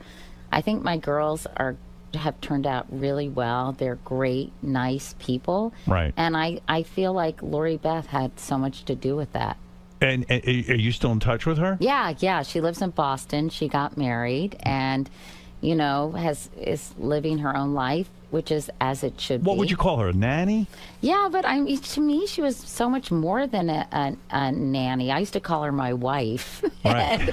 But, you know, because she really was like a second parent. So I don't know, nanny just doesn't even seem to describe what role she played in our lives. Ah, so the kids must still be in touch with her and they must love her and the whole thing. Yeah. You know, it's funny, though, those situations, you know, people drift apart, and she's always going to hold an incredibly special place in our lives. I wish that we stayed in better touch with her, to be honest with you. But, you know, teenage girls, you know, Howard, you've got 3. If you had 3 of them, you know, they're very involved in their own lives and get sort of caught up in that. You're lucky they call you, right? Yeah, right. Yeah, exactly. Before your husband died, did he, and maybe this is too personal, but did he make a tape or anything to talk to the girl? Like, that would be my first inclination. If I was diagnosed and I knew I was going, I would make a series of tapes, maybe, because my biggest fear is that they would never know me or remember me. Yeah, you know, that's That's such an interesting question. I remember going with Jay. I think my parents were visiting, and I used to go to these screenings all the time because if I was interviewing someone on the Today Show, I'd really try to watch the movie, or it'd be Which is hard nice to do the interview. Yeah. So I remember Michael Keaton. I don't know if you remember this movie called My Life. Oh, yes, yeah. where he made the videos. Oh my God. And you went with Jay to that? Yeah, this was long before Jay was diagnosed. And that movie just devastated me. And I remember that he did do the tapes. And I think the last scene is Nicole Kidman watching one of the tapes with their child. Right. But, it's weird. I think that we never gave up hope. And I think we didn't even really talk very much about Jay, the possibility of Jay dying, because I think when you're in a devastating situation or a really hopeless situation like that, if you have one glimmer of hope, you have to hold on to that with all your being. And I think that if you make a tape that says, I'm dying. Yeah, it acknowledged it, even though I think we both knew inevitably. But every time, something would happen, if he had lung mets or his vision was impaired because he had stuff going on in his brain, I would say, we're going to figure this out. We're going to take care of it. Don't worry. And I think if I had said, will you make a tape for our girls, it would have just that would have devastated him. Terrible. And so, he never did that. The only time I think we even acknowledged the possibility that he might die is we were at we had a house in Dutchess County in Millbrook, and I said, I don't think I'm ever going to be able to come to this house if you're not here. Right. And he said, well, I just hope it'll be full of happy memories. Did you sell the house after he died? A couple years later. Yeah, I don't blame you. Because it was hard to go up there and without him, because that house was all him. He loved it. He was a big Civil War enthusiast. Yeah, didn't he have like all the toy soldiers and the whole thing? And he was really into battles. Yeah, he did. He was a reenactor, Robin. I was like, what is your deal? And then I thought, he said, hey, I could be chasing women, drinking, and gambling. I said, I guess good point. Yeah, I'm but faithful with my toys. If you think I'm going to follow you around wearing a hoop skirt and a snood, honey, you got another thing coming to you. Because they had all these camp followers. People get so into this. But I think what Jay liked about it, he loved history. He went to Washington and Lee. He became really interested in Robert E. Lee. And he was a very egalitarian guy. Did he have slaves? Did he own any slaves? No. He was a very egalitarian guy. No, he was a Confederate. Oh my goodness. But I think he just liked sort of battle strategy. And a lot of the reenactors, they came from all walks of life. So one guy could be a plumber, one guy could be a corporate lawyer, one guy could be a doctor. I mean, it was just such a... And I think Jay loved... Listen, he had 2 daughters and me. I think he loved just the male bonding of it Did you marry young? How old were you when you married him? I was 31. Oh, 31. So you had some time to play around. Yeah, because I had to run around trying to establish my career, and I wanted the flexibility of being able to move around. So you got to date before marriage. Oh, yeah. Right. So you kind of did it in a smart way. So it was like you got married at the right age. I mean, it was the right age for me. I remember going to, this is so kind of morbid, but I remember watching Cassie Mackin. Do you remember Cassie Mackin, Howard? She was a Capitol Hill correspondent for ABC News, and she was beautiful and accomplished. And I remember watching her pallbearers were like Teddy Kennedy and a cameraman named Rolf Tessum, and she had no husband or family. And I think right then and there, even though I was this sort of hardcore, diehard career woman / feminist, I thought, I want that part of my life to be fulfilled too. And then and there I said, I want to ultimately get married and have a family. And so Jay was there at the at the right time, and I fell in love with him, and he was everything I ever wanted in someone. He had so much integrity and was such an incredible family man and such great values, but also wicked smart, just so interesting. I would be intimidated dating you because I think you might have this trouble with men because you are very, very smart. I'm not that smart, actually. No, you kind of are. And I would think that a lot of guys get intimidated, because you're, a good earner, and also you can be very quick. I've seen you do it. And you can really turn. Once in a while. No, I've seen you turn on people. You can really do it. Now that's why I never, when I used to read about your dating after your husband was gone and came a time you started dating.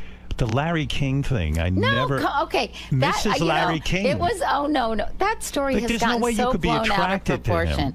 You know what? I think as I told Jimmy Kimmel, because I told that story on his show, because after a while, you run out of things to talk about on these shows. I'm not very interesting, Howard. I think you're interesting. I basically said to him, I don't know how it came up, but I was in this period of my life, I think I was in my late 20s, early 30s, where I thought, I'm going to go out with anyone who asks me because everyone is sort of interesting in their own way, right? And you can learn from every experience.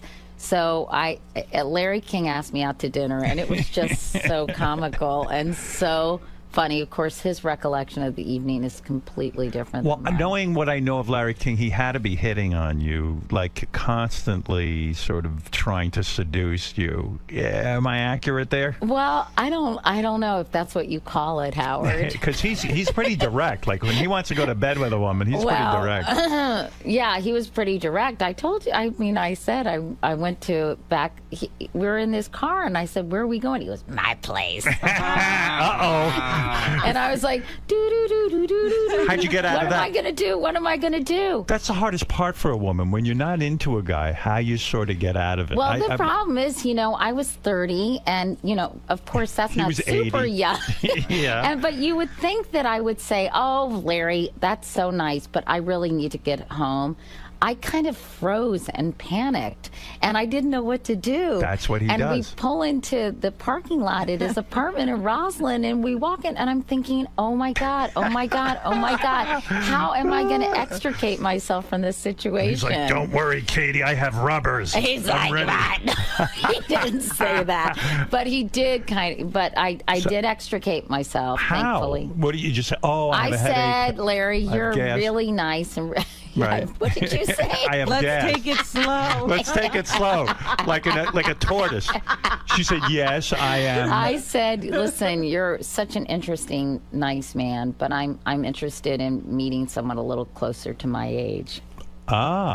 I guess maybe that was too direct. Yeah. See, you can be very direct. Well, I think, isn't that better just to be honest and direct when you can? And I would also think being sexual with you would be sort of difficult because you're Katie Couric. And, I don't know that you're going to go for me. Isn't that exciting? But maybe what I do to you won't think is, proper. I don't know. Well, I'll be very direct about that, Howard. Are you direct? You order everyone around. No, I don't. Yeah. So I really don't. I'm actually very much a girly girl in. You are. Well, although I don't know if people would always agree with that. I don't know. Did you find the reaction of your audience interesting when you started to date and who you were dating? Because all of a sudden you were a tabloid person. I know. That was so weird. I think, you know what? I took it kind of as a compliment that I think people saw me going through this very difficult, heartbreaking situation with my husband, who I love so much, with 2 little girls in tow. Yeah. And I think honestly, maybe I'm naive, but I think people sort of wanted me to be happy again. Maybe I give people too much credit. No, but it's weird when you're a news person. And this is the weird thing too about news people that drives me crazy. News people bought into this whole idea that they're not entertainers. And I always thought it was, when you were doing the Today Show, you were not allowed to do outside commercials. Certainly as a CBS anchor woman, you're not allowed to do outside commercials or endorsements. And why the hell not? I mean, think about it. You're an entertainer in the same business that I'm in. Didn't it drive you crazy that you couldn't endorse a product or do any kind of make any outside income? I mean, I was so busy doing my job that it didn't really drive me crazy. And I think you can see from a journalistic point of view, Howard, you know, like you endorse something and maybe you have a news story that's covering said product, and you know, there is an inherent conflict. So I think it's okay to have certain standards like that. So when you're dating, you have to be careful because you're a news person, and if it's a guy, even with these guys, you know, they do keep a low profile with dating and stuff because it does affect the public. If I see Katie Couric, when you were dating Brooks, who I met a couple of times, you go, oh, she's going out with such a young guy. It got me crazy for some reason. I don't even know why. Yeah. Well, you know, I think people like to talk because maybe it's more interesting than their own lives. I have no idea, but whatever. But it was also, you know, oh, that's who Katie would be into. Yeah. You know, like we're getting to know a side of you we might never get to know. Do you ever? Are you the so whole cougar thing is funny, isn't it? Yeah, right, it's right. Like, yeah, well, it was like all of a sudden, well, but why not? Why can't Katie date a younger guy? I mean, it's okay. It just happens. It's weird how you get caught up in it. Yeah. Well, it's just sort of, you know, gossip is fun, you know? Were you nervous as a woman after you've been in a marriage a long time, you get comfortable and everything, all of a sudden when you start dating again, you got to take your clothes off in front of a guy. Yeah. And that's got it. Like, did you start working out obsessively because you had to show your body? And you know, somewhere some guys can go, hey, I just was with Katie Couric, and guess what, man? You know, she's got a nice ass. I was a little more discreet than that and discriminating, Howard. You didn't sit and worry about who you dated, and A, were they using you for your money? Number two, were they sitting and talking to someone about, you know, the most intimate detail? No, I mean, I would love to read an account of your sex. I was in pretty long-term relationships, and I think I'm a pretty good judge of character. And but how has some guy never written a book about having sex with Katie Couric? Because she picked good. Yes. Is that it? Thank you, Robin. Or did you have him sign a non-disclosure? No. She Can had you a lawyer. imagine? Oh, Here. that'd be the best. Yes. Can you please sign here before we go Before we have out? our sex? Yeah, exactly. That'd be a real turn on, wouldn't it? Did you ever lose control in your personal life? Or let's say throw caution to the wind and have a one-night stand or fling? Maybe before I was married, but not since. But not since? No. Because you're daughters, you have to be somewhat more careful? Yeah, well, first of all, for a whole myriad of reasons, I think you have to be careful these days doing that. And I think for some of the things that you just talked about, you know, I think that I require a certain level of trust in someone. So you would never have an F buddy, you know, someone who you read about what women are doing, you know, that kind of thing. So. You think you'll ever get married again? Part of me would like to, because I'm a very traditional person. Right. But you know, with my daughters almost all grown up, Ellie just graduated from college. Wow. Carrie's a junior in high school. It's sort of like, I'm not sure, but there is something nice for me. Well, what do you think about marriage, Howard? I think marriage is fantastic. I'm very happy in my marriage. And, you know, some people would say, well, Katie, if you're not going to have more kids and stuff, what's the point of getting married? I feel that you do feel like family. Yeah. When you get married again. There's something, I mean, I think there's something nice about being in a relationship that is not so easy to walk away from. Yes. You know, I think when you're not married, it's sort of like, well... Could always break up. You know, yeah, if this isn't working out, it's not working out. I do think there's something about the institution that makes you try harder. And relationships are challenging. Are you in love with the guy you're with now? Yes. You're in love? Yeah. It was obvious to me. I kidded you about... Today I'm on Katie's show. You'll see the whole interview. I kidded you, but it was some public display of affection at the Knicks game. Well, you know, you were there's at a PDA basketball and there's game. PDA. He held my hand, Robin. No, Is that there was PDA? more than PDA. It was a whole. What it was a was it? coming It was out more? party. He did not kiss me on the lips or anything. I don't know very what the intimate. deal is. It looked like the two of you were really connecting. That's good. No one was watching the game. You were watching each other. Really? I looked at these pictures. I said, Katie's going to get pregnant just from what's going on at the game. You know what I'm saying? That train has left the station, Howard. Is that, but I know, but is that has it left? That's it? No more? No more period? That's it? I'm 56, Howard. It's amazing how good you look. Now, you're not doing any plastic surgery. No. You've never done the Botox? No. I have actually done a little bit of Botox. I've dabbled in Botox. Because after I taped your show... But I think too much of that makes you look very waxy and you don't have an expression. Right. Yeah. After I taped your show, my wife and I went home. I go, Katie looks too fucking good. Honestly, it's the lighting, Howard. Is it the lighting? Yes, that Howard was affected by the honestly, Well, I got to tell you, I was it's on magic lighting. It's not the lighting. I'll tell you why. I saw some clips of me on Katie, and she looks They great. didn't do your lighting And the same way? my lighting, it ain't working for me. Whatever that light true. is. You look great. They only did Katie that lighting. You didn't. I look so bad. No, you didn't. That's why I hate doing these so interviews. hard No, I'm a honestly, mess. you are so hard on yourself. Oh, if I just could have been a little bit good looking. A You know little what? bit. And Howard got mad, Robin, because I said I thought he was interesting looking, but I said that really as a compliment. I saw you vomit. Because I think, I saw you turn your head and vomit after. No, I said, honestly. Yeah. And you know, when you get to know somebody, I mean, everyone has known someone who they thought was beautiful. Right. They get to know them and they become less and less attractive. That is true. And really, Howard, you're a very attractive man. No, but I see the kind of See, guys you can go grow, for. Howard. You got the chance of being No, more I don't. attractive. I see the kind of that guy Brooks, who I met a couple of times because we were at dinners and stuff. He was a very attractive, physically attractive guy. He was, yeah. I mean, he still is. He's the He looks opposite good of still. me. Yeah. No, you stop it. You're Stop into with this pretty stuff. boys. The opposite of I'm not into pretty boys. You're not? I mean, listen, I've dated a lot of different kinds of guys. She dated Larry King. That's true. That's true. That You know, says show you're I open-minded. do like attractive men, but I find attractive comes in all sorts of different packages. Yes, well, we'll leave it at that. Listen, Katie, you are Howard. something else. Katie Couric, America's sweetheart. I think that train's left the station. I think there's a statute of limitations on that title. Well, I but- said that to Matt when I see him. I go, Matt, isn't it great? I'm so despised. And now you're going through the same thing.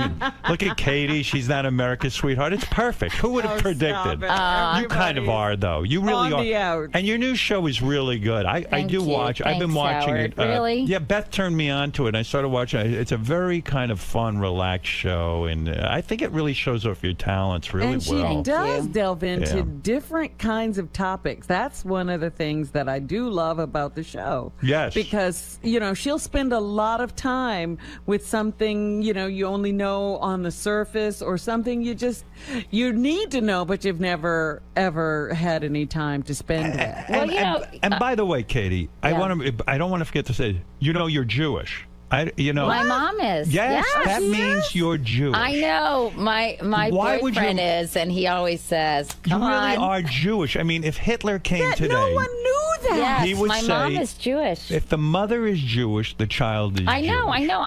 I am a member of the tribe, according You've to Why never did they- law. been why by That's did why they- Jewish But- men love me, because I look like a 𝗪𝗪. Yeah. But they can tell their mother I'm a Jew. But you were raised a Presbyterian. I was. My Isn't dad that- was Presbyterian. And he was what? He said to your mother, I will not have this. I think, my mom, I think my mom was not super religious. Right. I grew up in She didn't Virginia. care. And I think, There were no temples. No, there were, but actually there Yeah. were not many Jewish kids where I grew Right. up. Sandy Markridge and Sandy Sager. Two Sandys who I went to school with. You're not afraid to call people out, so to speak, even as a news person. Like when you got mad at Donald Trump during the whole birther thing. Yeah. You said he's acting. You said Donald's a nice guy. I've met him a couple I of love times. him, but he was being such a horse's ass. I couldn't believe it. Because why? Because he wouldn't let go of this He wouldn't idea. let go, and it's just ludicrous. The whole thing was just ludicrous. And I think I think sometimes he gets caught up in his own bravado, you know? Do you have, did he, but, you know, he's a dangerous guy to even criticize a little bit. He's very sensitive. No, you know what? This is the thing. I feel, I don't know, we have a really nice relationship, too. I think that I could have that conversation with him, and he would say, I'm sorry, I agree to disagree. And he didn't tweet about you? He didn't attack you? I don't know why. I think there's actually a certain base level of fondness that we have for each other. I don't know, weird, right? So when you run into a guy like that after you've said, hey, he's behaving like a jackass, you don't worry that somehow... No, because I think he just likes to be talked about, Donald. So you think he's not overly sensitive and will start attacking No, I mean, you? I think he knows I like him. I think that I mean, we never even talked about it. I don't even know if he even knew I said that. If I want to be friends with Katie Couric, do I have to be a famous person, or most of your friends famous? No, most of my friends aren't. Who are your friends? My friends, gosh, I have a really close friend who I went to college with. And she's not jealous of you? No. You don't sense that from old friends who you try to go back? No, you know, all my high school girlfriends, Howard, 5 of them are all coming to my house at the beach in July. Really? Yeah. Do you have any black friends, or only white people are friends No, with you? I have black friends. I do. You do? Yeah. Well, who are they? Who are your black friends? Brian Gumbel? She's hardly friendly with him. Come on. Well, you know, you can't get too close. That's right. All right, listen, who knows? I want a list of your friends, and I want to know how many are black and how many are Puerto Rican. I would say I don't have that. You know, famous people kind of make me nervous, Howard. They do. I'm a little intimidated by famous people. I'm uncomfortable with them as well. Like when I went to that dinner party at the 𝗪𝗏𝗏𝗏, I wanted to talk to Howard a little more, but I was a little afraid. And I thought you were standoffish. Really? Yeah. I wanted to talk to you, but I don't know. I was just nervous. Katie and I get were a little nervous. We were at a dinner party, and I remember thinking, gee, I'd love to have a conversation with Katie, but you're very bubbly at these parties. You are the life. You are a Tri-Delta, there's no doubt.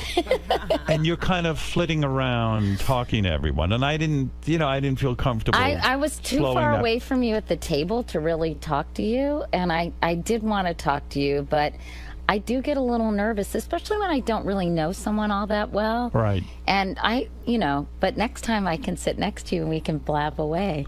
When you date a guy, you would never have sex on the first date, would you? Mm-mm. Never. That's never happened. I would try to. No, that doesn't happen, really. When Michael Jackson asked you I don't know. out, I'm very old-fashioned, you guys. I know that about you. I like that. It turns me on. When Michael Jackson asked you out. Yeah.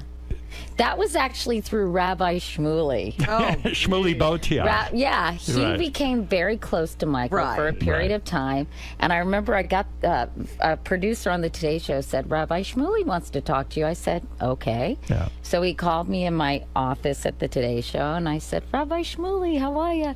And he said, Katie, I have a question for you. Are you seeing anyone? And I thought, this is so beyond creepy that Rabbi Shmuley is hitting on me. Yeah, I'm like, he Rabbi wants you. Shmuley, you have like 9 kids. What's going on here? He goes, I said, actually, I am, because I had a boyfriend at the time. Right. He said, oh, that's a shame, because when you left, I had actually said hello to Michael Jackson, who was in New York, because I was trying to get an interview with him. Michael said to me, that's the kind of girl I would like to go out with.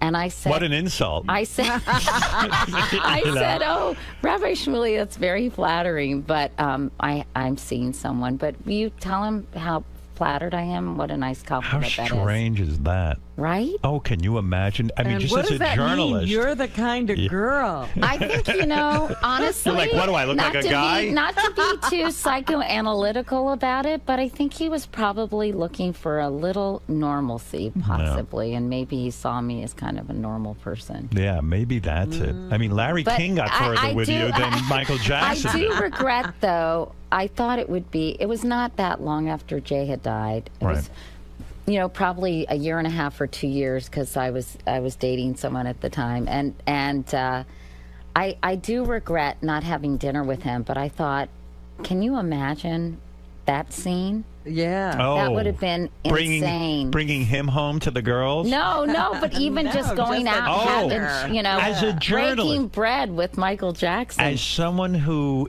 wants to be interesting on talk shows, you should have had that as your main story. The yeah, date. but now I feel like it would be grossly exploited. Oh, it would be. You know. But who cares? I still want to hear about it. So sad, right? So sad. Yeah. Fame is a dangerous thing, isn't it, Howard? Well, you can get carried away. And I look at people like Amanda Bynes and Lindsay Lohan, and it's hard enough to deal with it when you're fairly mature and you've had a pretty stable background. You know, like for all your neuroses, you have very loving parents, Howard. Yes, and also I think you're right. If you grow up without fame, and you're just a normal person who goes through the struggles of life, it's a lot different. Well, you sort of get to know a little bit of who you are. Yes. Right. At least. Yeah. But can you imagine how rattling and unnerving and unsettling it is for these young women and, you know, young men too. Right. But particularly for these young women, because I think it's very confusing. What are they valued for? Are they valued for their sex appeal totally? Are they valued for their talent? They're not valued because they're good people, right? Right. Yeah, and it's a weird, it's a whole weird thing. Was it weird for you bringing guys home to meet your daughters? I mean, that's a whole other you know, thing. I have very mixed feelings about it. You know, I wanted them to know that because we're such a female-centric household, I wanted them to see that I had relationships with men. Right. You know, obviously I wasn't bringing men home all the time and having them stay. I would only, once I was in a serious relationship that I thought could be potentially long-lasting. Were the kids critical of the guys you brought home? They were, you know, my first boyfriend, not so much. It depended. I think Were they critical of Brooks because he was so young? I think my older daughter, no. My younger daughter, I think, felt threatened by that. And I think they saw men as taking time away from them, from my time with them, you know? Yeah. And so it was very hard to balance because I wanted to have a social life. I wanted to have relationships. But I also wanted to be a good mom. I think it's fairly typical for single parents to deal with this. Have that you know, and if you say to your daughters, "Well, I'm going to go spend the weekend. You know, I'm having one special vacation with this guy," and they're like, "Well, what do you mean? You're leaving us? You weren't with us all week?" And yeah, I can exactly. imagine. But I always tried to calibrate and recalibrate. You know, where my time was going to make sure that, but it's tough. It's a balancing act. Yeah. It is, because the guy can come on too strong and sort of try to be daddy, right? You know, and you've got to set him straight too. Right. That's tough. And yeah, my current beau, what do you call someone when you're boyfriend. 56? My boyfriend. Yes. Look at you, you're blushing. Is very good about that. He has his own kids. He doesn't really, you know, pressure my kids. He's very like, I'll let them come to me. I mean, he's very loving and warm to them. This is the guy. But he didn't think. rush it. Maybe this is the guy. Who knows, Howard? I don't know. He seems to know. He seems to know just what to do. Hits all the right buttons. Look at her giggling. Look at sorry, you. You're like a teenager. Well, no, that's because you're looking at me in that weird way. And what do you Howard. do? How can you have him sleep over if your daughters are around and stuff? You can't. Well, I guess you could. Well, I don't know. Well, Carrie's 17. I think they know this. They know the drill. Yeah. Just get a real thick door so you don't moan too loud. Try not to make so much noise, Katie. Everyone knows about you. I'll really try. You're Howard. a screamer. There's so much more to talk about, but all right, I'll let you off the hook here. It was fun being here. You liked it. Really fun. You liked it. The one thing I did. know about Katie that maybe other people don't know is she's incredibly philanthropic. Oh, yeah? As well. How much dough are you giving him? Oh, no, she's not. No. I learned when you watch the show, I don't know what they left in and what, because it was a 2-hour taping. But Katie, she had this talent competition. This is so embarrassing. And she so funny. And she turns to the crowd and she says, and by the way, the winner of the talent competition will get $500 for their charity. And I'm going like, Katie. I know. It was so embarrassing. $500 whole dollars? You billionaire? All scraped together. She's so cheap and not philanthropic at all. Wait a minute. That's not true. No, Wait a minute. I just don't I've talk actually about it. seen her in action. You've seen the dough she gives? I didn't see anything. It was not necessarily about dough, but she gives up her time. I give dough too. She gives up Matt used to say that moss used to fly out of my wallet. But that's not true. I actually am. I'm very low key about it. We didn't Howard. even talk about you dated Bob Saget. I never got to that. No, one date. One date. I can't see you, but well, maybe I could. I don't know. Fun. He was really fun. Why only one date? I don't know. He's a womanizer. He goes out with a lot of different women. Really? I mean, I had fun. He's not a womanizer. I don't think He's a good guy. I don't think I did it for him. Oh, you think he never called again? Mm-mm. Oh, but that's we'll all have right. to find out from Bob what went on. Do you ever call a guy and say, "Hey, listen, I know we went out once. I never heard from you." I went out with Jeff Probst once too. Did you? Really? A good-looking guy. I think he had puka shells on though. That was kind of a weird thing. He's on Survivor. What happened? One date and he never called you back? Mm-mm. You know what I'm going to do for you? I'm going to give you a gift. No, don't. Is this like Jack Nicholson and Something's Gotta Give, where he goes to all his old girlfriends and apologizes? I'm going to ask Saget and Probst why they never called you back. Don't, Howard, please. She's very happy with the guy. Yes, it all worked out. And I Yeah. can't say that I was devastated that neither called me back. I Really? thought they were both nice guys. You don't take it personally. You have a very healthy ego, because if someone does that to me, I'm like, uh-oh, there's something wrong with You know me. what? I don't think there was real magic there with either person, but I actually enjoyed spending time with them. That's what I mean about sort of being open-minded about dating. I think women need to be much more open-minded. Dating can be fun if you don't take it so... Exactly. Oh my God, there's my husband, and now he doesn't want me. Or I have to have a love connection in the first 30 seconds. You actually can date, because a lot of women can't even date. Every guy they go out with has to be the husband. Yeah, you know what? That's such a bad attitude, I think. Your attitude is healthy, and you're right. It would almost be like, wouldn't you love to call up Jeff Probst and go, or Saget, and go, guys, we went out, we had a nice time. I don't necessarily have to be sexual with you, but you don't have to feel like you could have called me and said, hey, maybe there wasn't something there, but I just want you to know I had a good time. But honestly, you know what? Yeah, I guess, but no hard feelings. Why would you do that? I don't really need more friends, honestly, and they're both nice guys. Do you have guy friends? Oh, yeah. You do? Uh-huh. Yeah, totally. I have guy friends. Guys who are married? Because I would get jealous. I imagine the women would get jealous if I was... No, you know what? I mean, I am not threatening, Howard. You know that. Oh, yes, you are.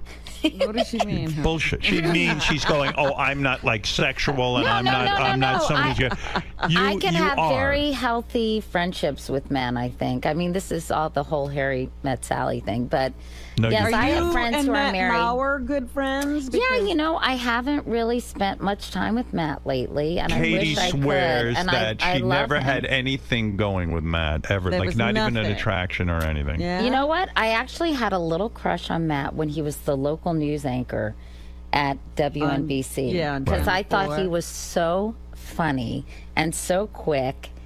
And then when he came to the Today Show, I think it just developed into a mutual respect and camaraderie.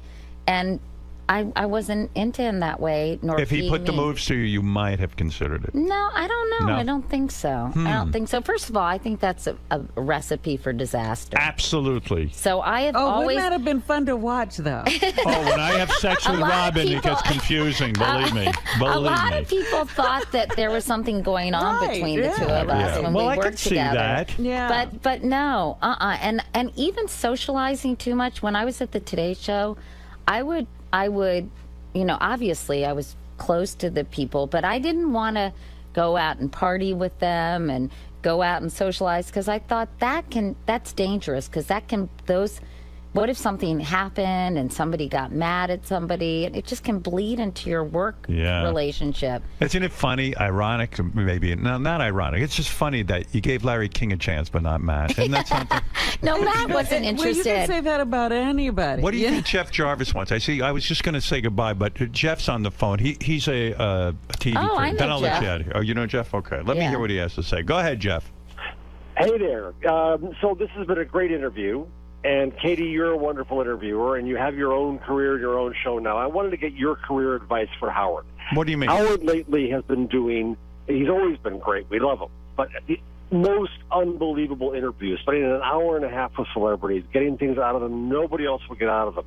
My theory is that he's bucking to do an on-air TV solid 1 hour. You think these are auditions? Jeff, I had that opportunity. ABC came to me years ago and was going to give me the Barbara Walters franchise. I could have done 4 interviews an hour at prime time. A year or something. I told them that I wanted to be made part of the ABC News department, and the guy at the time who was in ABC News said, "Over my dead body." Because I thought it'd be funny if I wore the jacket and went, dan, dan, dan, dan. It would have been just so great. It would have been my triumph. So, Jeff, that's something I think I could. I'm not bucking for any. Oh, I know you could do it, but when satellite ends, it's going to end. You've proven to the country that you're beloved on America's Got Talent. You're not scary to people anymore.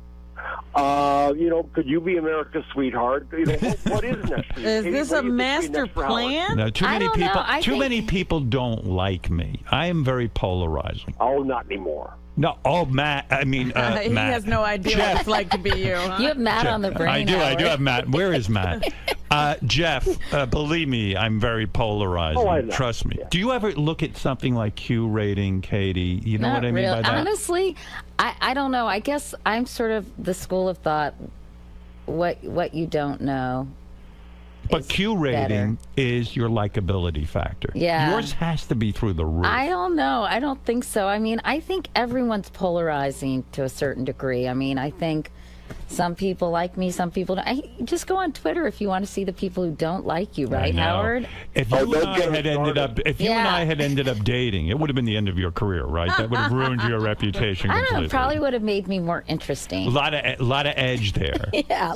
But Jeff, listen, I think the reason why Howard's such a successful interviewer is radio does provide this certain environment. Like if I had a camera on me and I thought everyone was looking at everything I was doing, I think it would make me much less relaxed. And I think plus Howard is just fun to talk to, and he's interested. What makes Howard so good? I think because he's genuinely interested in other people. It's not about me. He also likes to talk about things that, that his questions are good. Sometimes questions that I get from people interviewing me, I don't know if you feel like this, Howard or Jeff, because you get interviewed a lot. They're so uninteresting and uncreative, and it's obvious that no thought went into them. That's why I feel late night. That's why I feel late night television fails. If I had a late night television show, you are thinking about it. No, I'm not. If I had one, Jeff's on to something. I would not do pre-interviews because I'd rather just sort of go into it. In fact, when I did your show, I didn't do a pre-interview, right? And I like that aspect, right? I think you came prepared. You had your sort of agenda, and I loved it. I loved going along with whatever. Yeah, you had. I think that's true. I think I think that sometimes in late night, not in all late night interviews, but they are quite orchestrated, right? And planned. And I think that does take a lot of the spontaneity because I think. Oftentimes they're used as a platform for the host's humor. That's right. And so sometimes, because let's face it, people want to be entertained, they want to laugh, and I think it's not all that easy to be instantaneously funny if you haven't kind of thought about Well, that's true. It's harder in late night television because you've got 10 minutes with somebody. And you're always supposed to be Right. And it almost demands that. It has to be funny. You're right. You're absolutely right. I thought that was interesting when you told me that because I do think pre-interviews take some of the spontaneity. On the other hand, you do kind of want to know what areas you're going to mine, because not everyone is as interesting as you are. Oh, thank you. Well, you did a great interview with Jane Fonda. I saw that. That was really good. She was really good. Great. All right, Jeff, I got to go. Bye, Jeff. Katie, Bye, today I'm looking forward to seeing the show that I'm on with you. I can't wait to see. And the reason I'm looking forward to it is because we taped over 2 hours. Yeah. And I don't know how they're going to edit it. Do me a favor, if you don't use the full 2-hour show, let me have it to put it on Howard TV, because it was so much fun. I really would love to. I would love for people to see it. I want to have I want to do a second hour, Howard. Yeah, or put it up on the internet somewhere. Yeah, we'll make use of it because it was really fun to do, and hopefully it'll be fun to watch. What are you eating these days? Because you're looking good. What are you, a vegetarian? No, I'm a real carnivore. You are. Yeah. And what are you, working out or something? I try to work out. Do I look like healthy? I'm trying to be. Will I ever see you in a bikini picture? Do you ever go to the beach? And I do go to the beach, and bikinis are a little scary on me. What do you wear? One piece? Yeah, usually. Once in a while, if I know that nobody's around, I'll wear a 2-piece. You will? Yeah. Well, I hope the paparazzi catch you. I'd like to see what's doing. Oh, God, no. No, you don't, Howard. Don't set them on that task. No, please. Yeah, please, Howard. Come when on, you make love, do you turn the lights out? Yeah. You do? Oh, yeah. You like mystery? Maybe a soft light in the back? I like candles. You do? Mm-hmm. I use the I have a Crestron, and I just put the screen on because I don't want Beth seeing too much of me. I hear you, but you don't want it to be totally pitch dark, right? No, not because I'm a visual guy. I like to see what's doing. I'd like to blindfold her and then let me see what's doing. All right, listen. All right, thanks, Howard. These are Howard Stern's fantasy. Yes. Oh, I have many. Listen, Katie. Yeah. Keep up the good work. Thank you, Howard. This was fun. Robin, so nice to talk to you. Same here. Thank you for coming in. No, it was really, really fun. And if you guys ever, you would never need anything from me, but no, I have a need from you. Okay, see me on. Why do you have such a dirty mind? See me on Katie today. And by the way, can I just say how adorable and wonderful your wife is? She is wonderful. Really. I'm very lucky. I really am. You are lucky. Yes. I hope you realize that every day. Every single day. And she's lucky too. Well, absolutely.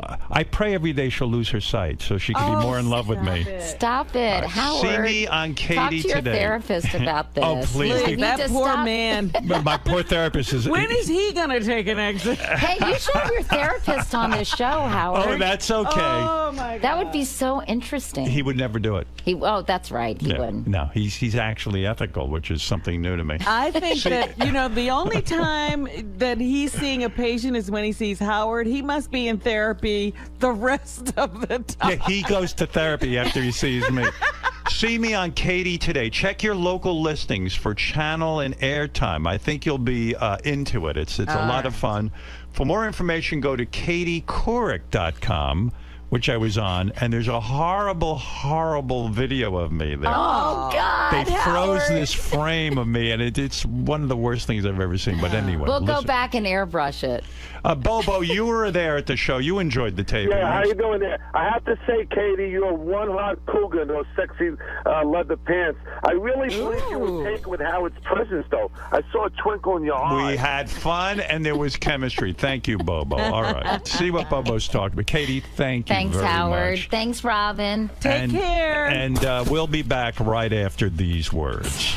So, Katie, this time you're on the other side of the interview. Yeah, it was really fun. I do really enjoy talking to Howard. And on the other side, I feel like we do just have very, relaxed, interesting, hopefully, conversations. And so it doesn't feel like we're playing a role like I'm on the hot seat or he's on the hot seat. It's just fun to talk to him. It's got a conversational vibe. Yeah, totally. And he was so nice. Everyone was preparing me to answer questions that were just like very, not my typical questions, like anal sex stuff. And I was so happy he didn't ask me that stuff because, first of all, I would have blushed, and second of all, I don't know. It would just been very uncomfortable for me. Absolutely. There's only so much you can offer. Yeah, exactly.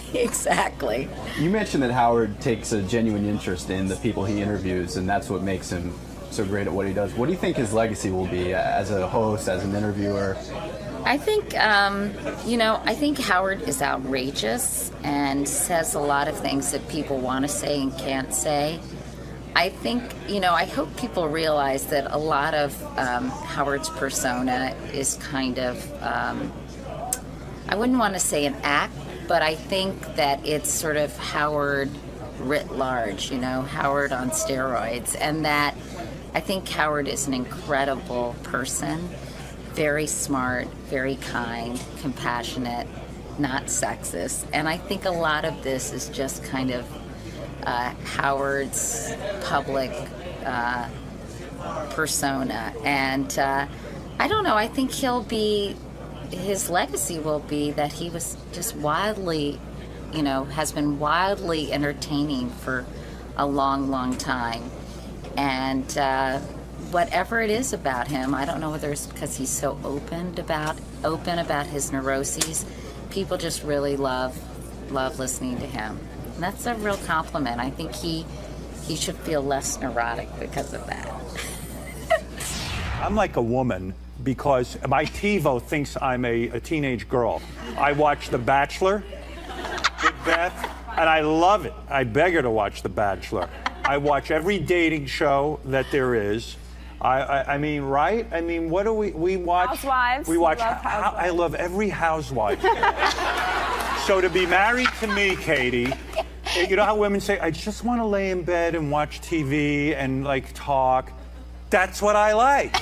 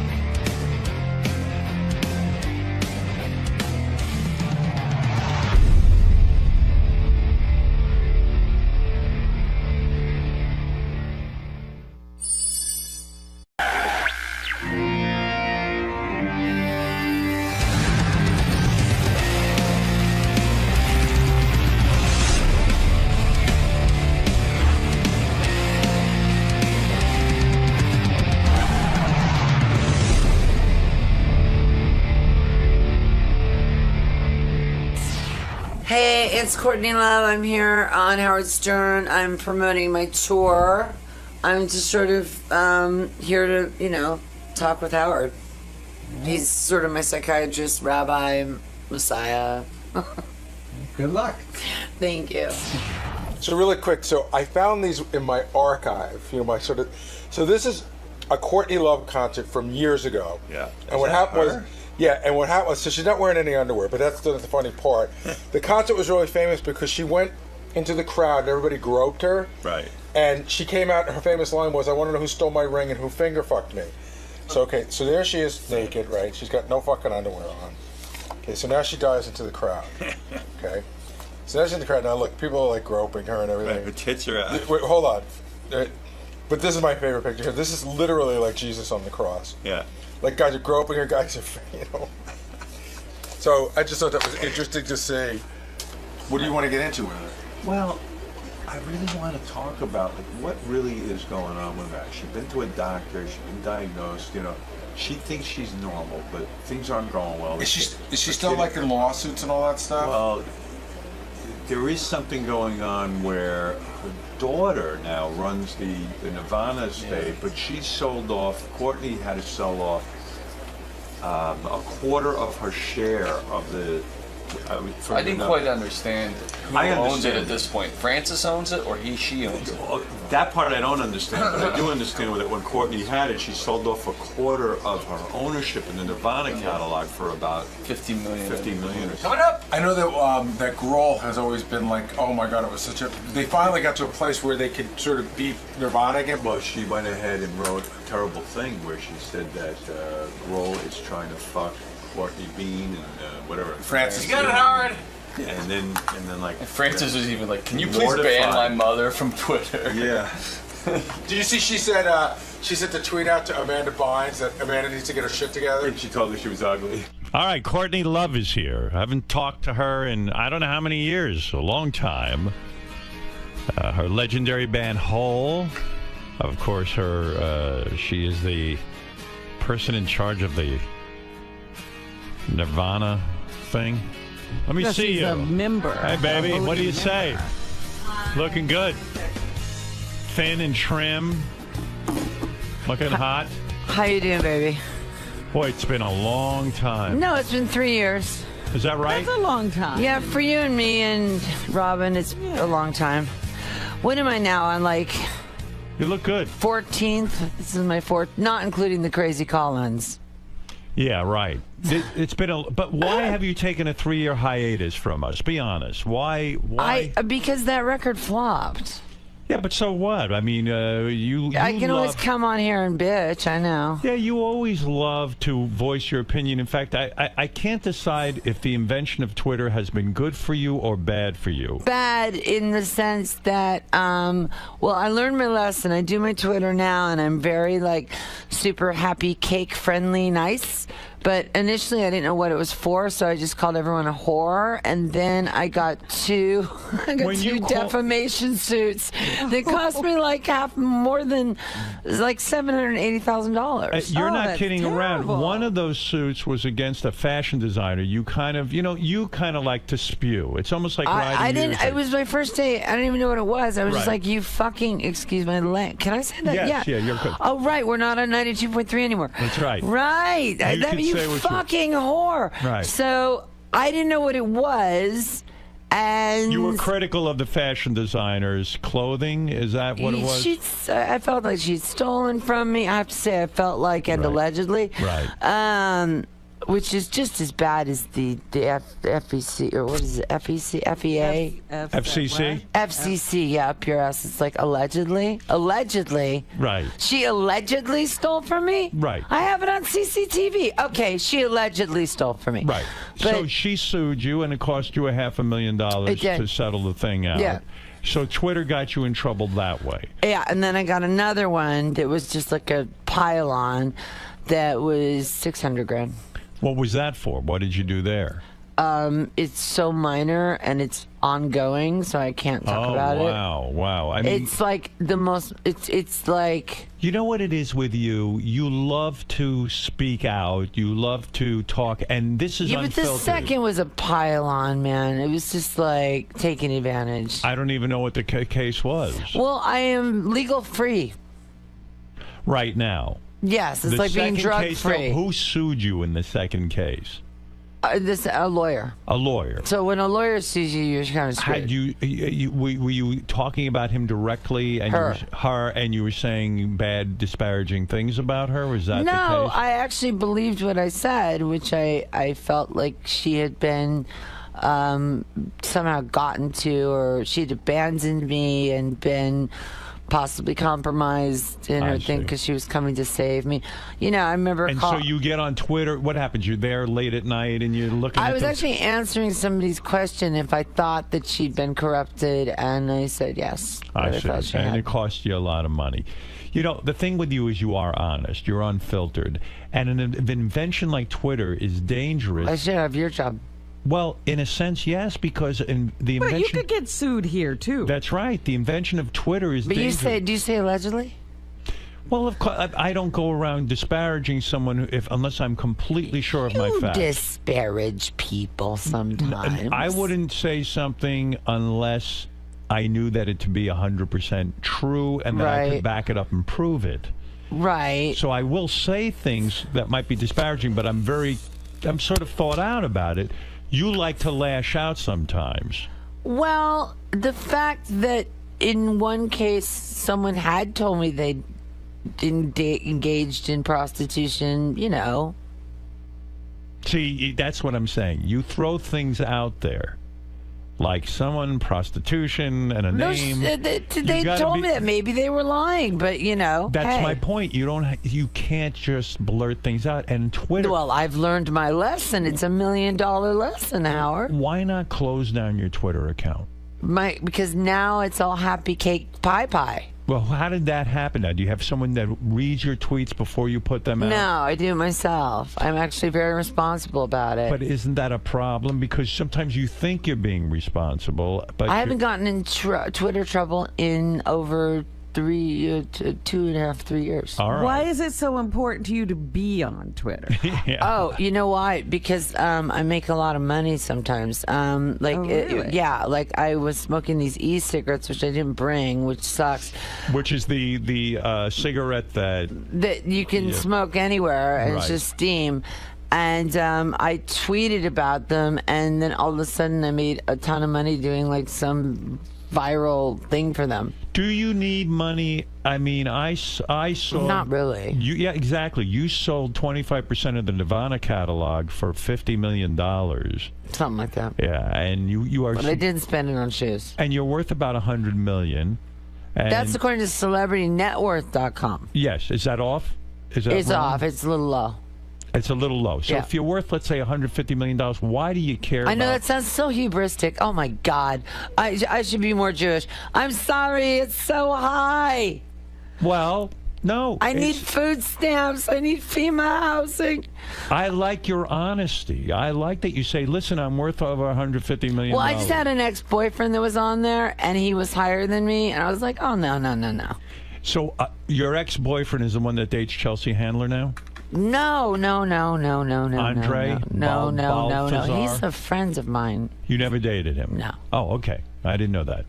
Oh, you did date him? No, I didn't. Why are you allegedly... So did you date him or not? No. Why are you making a face? Because I made a face at you. Yeah, but what does that mean? It doesn't mean anything. It means you're really implying you did make love to him. I did not date him. You didn't? I didn't. You once... But why are you saying... Why are you acting like you didn't? Because I didn't. Are you still dating him? No. Are you here to say you're seeing him behind Chelsea's back or something? No. No. So what are you saying when you make that face to me? I'm just making a cross-eyed face at you, Howard. Don't be a fakata, for God's sake. But what does that mean? Nothing. I was just making a face at you. So you never dated the guy? Rule of never. And now you're going to make that face. You... I never know what's going on with you. I just suggest that Twitter is probably not a good medium. It was. I'm really good on it now. Yeah, you behave yourself now. I'm very, very behaved. So if you're worth over $150 million personally, why do you care if you make money on a cigarette that you smoke? Or because I don't. Because the money that is the Kurt money, the Nirvana money, right? It's like the Nirvana money, and it's being managed by other people, and I just consider it cursed. So I'd prefer to make money that's the Courtney money. You've said that running the Nirvana business is cursed money. You've said it many times. I've said it to you probably first. Right, you did, and the reason it's cursed is that it's brought you tremendous wealth, but you think also aggravation. And I can't even figure out what's going on with this Nirvana money now. Yeah, I know. Let me ask you a couple of questions so I understand it. Okay. All right. You and those other two guys, Dave Grohl and that other guy. Yeah. The three of you own the Nirvana. They own one half. They own the Nirvana LLC, which is T-shirts. But they don't. Publishing was all Kurt's. He wrote everything. Right. So you own that, but then you gave over all of that to Frances Bean, your daughter. No. That's a lie. Frances has what Frances has, which what does is she about have? 40% of the Nirvana money. Of the publishing money. Of the publishing money. But then I sold 25%. Right. And I had a really, really lousy lawyer. I don't have to say his name, so I don't have to say alleged. He Okay. was a fuck, okay? Why?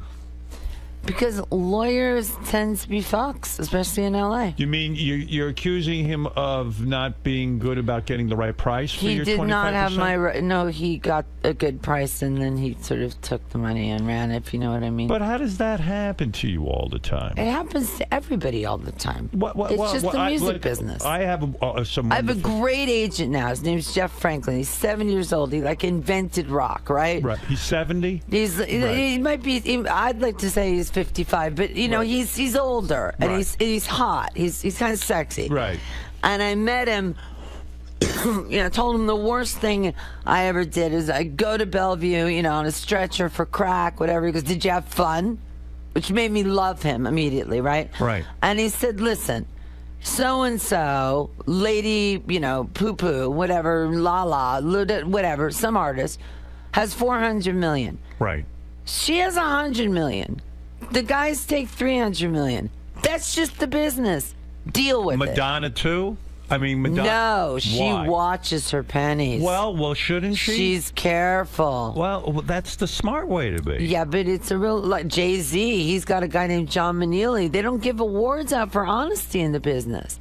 They really don't. Well, but They should. If you know Jay-Z's guy's honest, why not use him? Because he works with Jay-Z. Oh, he doesn't work with anybody else. No. It's just a Jay-Z guy. Jay-Z is a full-time job. But Jay-Z sits there and looks over the bottom line, right? He's a businessman. Yeah. You've got to become a businesswoman a little bit. Well, I was thinking about going to community college classes like Duff McKagan did that. Right. He's an MBA now. Right. That's right. He's an MBA. Duff McKagan is an MBA now? I'm sorry. He's 2 credits shy of an MBA. I didn't know that. He woke up with a exploded pancreas and an abscess, after years of excess, and said, "I'm done. I'm getting sober." Right. Thought he could, because he was in Guns N' Roses, get into a really fancy business school. Couldn't. Right. Started going to this community college. Was able to apply things immediately. Got sober. Right. And now runs this thing called Meridian Rock. He's a fucking hero in my eyes. Yeah, that's great. That's a lot of discipline. You get rewarded for sleeping with, twins, their moms, And all in of a every sudden hole, change it up. And now you're running other rock stars' money. Yeah. And everyone knows Duff's not going to fuck with you. Duff was in a band called The Farts, for God's sake. Right. He's not going to screw with you. And why is he not going to screw with you? Because he's been in a band called The Farts. Just because he's Duff. He's punk rock. He's one of us. How could he screw with us? Well, you don't know that, but you assume that he's one of the good guys. Yeah, you would assume that he's one of the... Is that the way you see the world, that artists are the good people and the business people are the bad people? Kind of the truth, yeah. You think so? You think all business people are bad? No, I have this agent that I love now. He's the first agent I've had in a long time that I truly trust. Do you think maybe you... His name is Jeff Franklin. I want to get his name in there. Do you think you're attracted to bad people because then the drama continues sometimes? Like if you had a calm life, it wouldn't be as interesting? I think that when it comes to men and lawyers, I have terrible taste. I think when it comes to friends, I have the best taste ever. Are you seeing anyone now? You talk about your personal life. Do you have a man in your life? I don't talk about my personal life. No, I'm saying when you say men, it's been a disaster. Well, not lovers. Well, what are you referring to when you say men? Boyfriends. Exactly. Lovers. Our boyfriends. Not really. Not fuck buddies. Why has it gone bad? You certainly put out in bed. I have weird judgment calls, I guess. I don't know. But you even say... I'm very passionate. I get really into it. I know. And then I get really out of it. You even say sexually you're fantastic because you try harder than these pretty girls, right? I think there was a quote somewhere. Yeah, you said that. So You said you'll blow a guy, you'll let him do anal, you'll let him do it all. Aw, Howard, not on the first date. No, I'm saying you wait to the second date, obviously. Yeah. You're a lady. When he can, just chill out for the lube. No, but there's a lot to be said for that. In a way, that you try harder, and you care in bed, and you're into it, and you're into making love, and that's a beautiful thing. I don't know what goes wrong. You would like to be married again and in a deep relationship, right? No, I don't think I want to get married again. No. Do you think a guy could put up with you? You're such a strong force. You're such a personality. I am such a pussy. Are you a pussy? Kinda. A pushover. Bit of. How did you end up doing LSD when you were 3 years old? 4. 4. How did that happen? My father gave it to me. Do you think that you were parented so poorly that the hardest thing in life for you to do was to be a parent because you didn't have any good life lessons in that? Well, I'm really good with my daughter right now. I heard. Really good. But you won't see each other, you'll only tweet each other. No, we email too. And we do. phone call. Is that Boy, it's getting more intimate. Yeah, we're phoning. We're emailing. How painful is that? What? It's not painful. It's great. Is it though? Like, don't you want to just... It was painful when she was gone. That was like not having a limb. Why do you think she doesn't want to see you though? Well, I haven't been in L.A., so... You don't go to L.A. at all? I went, and then she was doing something... She was in Chicago or something, so we missed each other. We were going to see each other. When's the last time you saw her? I haven't seen her for 3 years. Oh, my God. Yeah. That's got to kill you. It doesn't kill me when I talk to her, though. Yeah, I guess as long as you're talking. I mean, it was so extreme. It was like restraining order and, you know... What the hell went down? I never even talked to you She about doesn't really know what went down. She was surrounded by... How does a 20-year-old need 3 assistants and 4 law firms? And 2 accountants. She's got a lot of money. Yeah. Have you met her fiance? I've talked to him on the phone. He seems really, really nice. Is there any plan to get together? Like, you could say to them... Did I just burp really loud? Yes. Yeah, fuck you. Courtney, you could send them a ticket and have them come to New York and see you, right? Yeah. I mean, we're going... You know, we just started talking on the phone about 2 months ago, and... you know, I don't want to get too into her private stuff, but, you know, she's really private. Right. And she doesn't want to be a performer? No, she got offered, like, you know, this modeling job. I mean, major prestige modeling stuff and major prestige movies. And when she was 13, she was offered Twilight. She was offered Bella in Twilight. Is that right? That's a true story. How does that happen? Did she audition for it? No. Someone just saw a picture of her in a magazine and sent me this script for Twilight, and she was like, that's a sexist Mormon piece of shit, which is good, right? Because I called the most powerful agent in Hollywood whose daughter is friends with her. That's how I know him. I don't know him as like a shark guy. Right. I only know him as a nice guy. He's not my agent, so I don't know that side of him. I saw a little of it at a party one time, but you know, he's a good father, right? And he goes, what are you calling me for? He goes, you know what? Have her call me when she's educated. Right. And she's 18. He said the same thing happened to Gwyneth Paltrow, and he named a few other people. But Twilight would have been such... I guess she just doesn't have the acting bug. She was 13. Yeah, but still Twilight. I mean, it doesn't... But it would have destroyed her life. You think so? Oh, my God. I mean, look at these cast off. What's her life now, though? I mean, is she... she's an artist. Right. She's living a happy life. What's an artist? Painter? She's drawing, mostly. Drawing. And it's like sort of graphic novels she's into, kind of a niche thing, but it works for her. It's what she wants to do. Right. And she doesn't want anything to do with being Kurt Cobain's daughter or Courtney Love's daughter, and she's really working on that. And what does she do when she meets other kids her age? And does she hide the fact that she's Kurt Cobain's daughter? She's and really picky about who she lets into her life. Yeah, it's got to be difficult, right? And she's got to worry. But I still don't think she needs 4 law firms, 3 assistants, and 2 accountants. Do you tell her that? Yeah, I've told her that. See, Twitter got you in trouble with your daughter too recently. You tweeted out that Dave Grohl was trying to have sex with your daughter. Tried to seduce her, yeah. Yeah. And she got upset because there was no truth to it.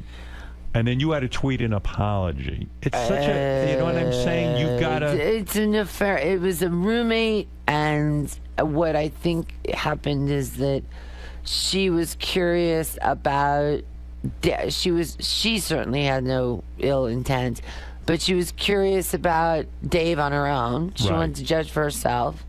And so she met him on her own, and then I heard from a really impeccable source that Dave was trying to fuck her? No, but Dave was talking about it. About fucking. I don't want to use that Not word. with Francis. He was apparent allegedly, right, from my impeccable source, who I'm not going to give away, but he's impeccable. Right. Dave was making dirty, just saying things that were inappropriate. See, because I could fucking kill him for that. I got to, but it turned out it was all false, and you had to apologize to your daughter and say, I had to apologize because it was all public, but the reality is, did Dave say these kind of dirty things? Did you ask Dave before you tweeted it? What, I have Dave's number. He has mine. I thought you guys do because you have to discuss Nirvana business. No, we don't. And not we're at all. supposed to, by law, we're supposed to have 3 meetings a year. We don't. Why not? Because you guys can't stand each other? Well, I once tried to have lunch with him, and he went on here. Right. He came in here and he laughed at it, and I think he considers it too painful. That's what, I was talking to Pat Smear about this, and Pat was my friend first. Right. And Pat was in Nirvana, and then Pat is in the Foo Fighters. Right. And Pat said, Courtney, it could all be the lawyers. It could all be the lawyers. Because it's not about Yoko stuff, it's about money stuff. Well, to be clear, though, Dave's point was, your daughter even said, Dave said nothing inappropriate, he never hit on me. And Dave even said, look, it's too ridiculous to even comment on. I would never hit on Francis. There was nothing lewd or lurid about the meeting. And so, to me, I think you should have called up Francis and said, gee, did anything go on between you and Dave? Was anything inappropriate? We weren't talking then, so that would have been, that was kind of stupid. I admit that was kind of stupid. Right. But if I do find out that it's true, I'm going to smack him. But you wouldn't want your daughter with Dave? No. She's not going off with Dave. She's got a fiance that she loves. Aren't you impressed that Dave was able to make a music career outside of Nirvana and have this big band, Foo Fighters? I didn't know how big they were. I was in Guitar Center. I was buying a Telecaster for my guitar player. I looked up. I thought I was watching the Super Bowl, man. It was fucking Foo Fighters. They're huge. Huge. How do you not know that? I didn't know. They're huge. I mean, they're one of the few rock bands out there that are making a living. Yeah. I think he was always an ambitious boy. But you were critical. You didn't like when Nirvana supposedly had their reunion with Paul McCartney. That really bummed you out. So I was given the incorrect information. Chris and Dave can sing a song with Paul McCartney all they want. I don't give a shit. Right. But I thought they were doing a Nirvana song with Paul McCartney, which I thought was kind of cheeseball. Did you? Why? You said if it was John Lennon, it would have been fine. I mean, that's sort of a cliche thing to say, but it just, I don't know, I just didn't see it. It rubbed you the wrong way. Yeah, and I love Wings and Jet and what was the song from the Maybe James I'm Bond? Amazed. And Maybe Live I'm and Let Amazed. Die. Yeah, and Live and Let Die. Yeah. It used to be my favorite song. Paul McCartney's one of the greatest. Oh, Helter Skelter, he wrote that song. There wouldn't be a Sonic Youth without him. I mean, I love Paul McCartney, right. But I just thought it was like a cheese thing if they were going to do Teen Spirit or something. I thought that was just But cheese. isn't that a tribute to Kurt and his music? And they didn't do it, Howard. No. So what did they do? I don't even remember. Are you getting Republican or something? No, what song did they do together? I don't remember. No one remembers, I don't think. Do you remember? No. Did you watch it? No. I wasn't even invited. You weren't even curious? No. Should I burp into the thing again? Are you in the Rock and Roll Hall of Fame? No, you don't get in there until you've been in the business 25 years. So it seems to me, when was the first whole album? I'm eligible for it in 3 years. In 3 years? Yeah, and Nirvana's eligible in it for 3 years, And I don't know. Do you think you'll go into the Rock and Roll Hall of Fame? Do you think they'll... Eventually, yeah. I think you should. Yeah, I think you should be in there. But at the same time, I was talking with Billy Joe Armstrong about 2 years ago. He was inducting the Stooges, and I hadn't been invited. You think you should have been there for the induction of the Stooges? Yeah, I don't know what the problem is. It's like, yo, excuse me. I mean, because some of the people were going were plutocrats and In other like words, my friend that owns hotels and like, you know, like people like that would you who have don't know really about rock and roll. Would you like to have performed some Stooges music with your band?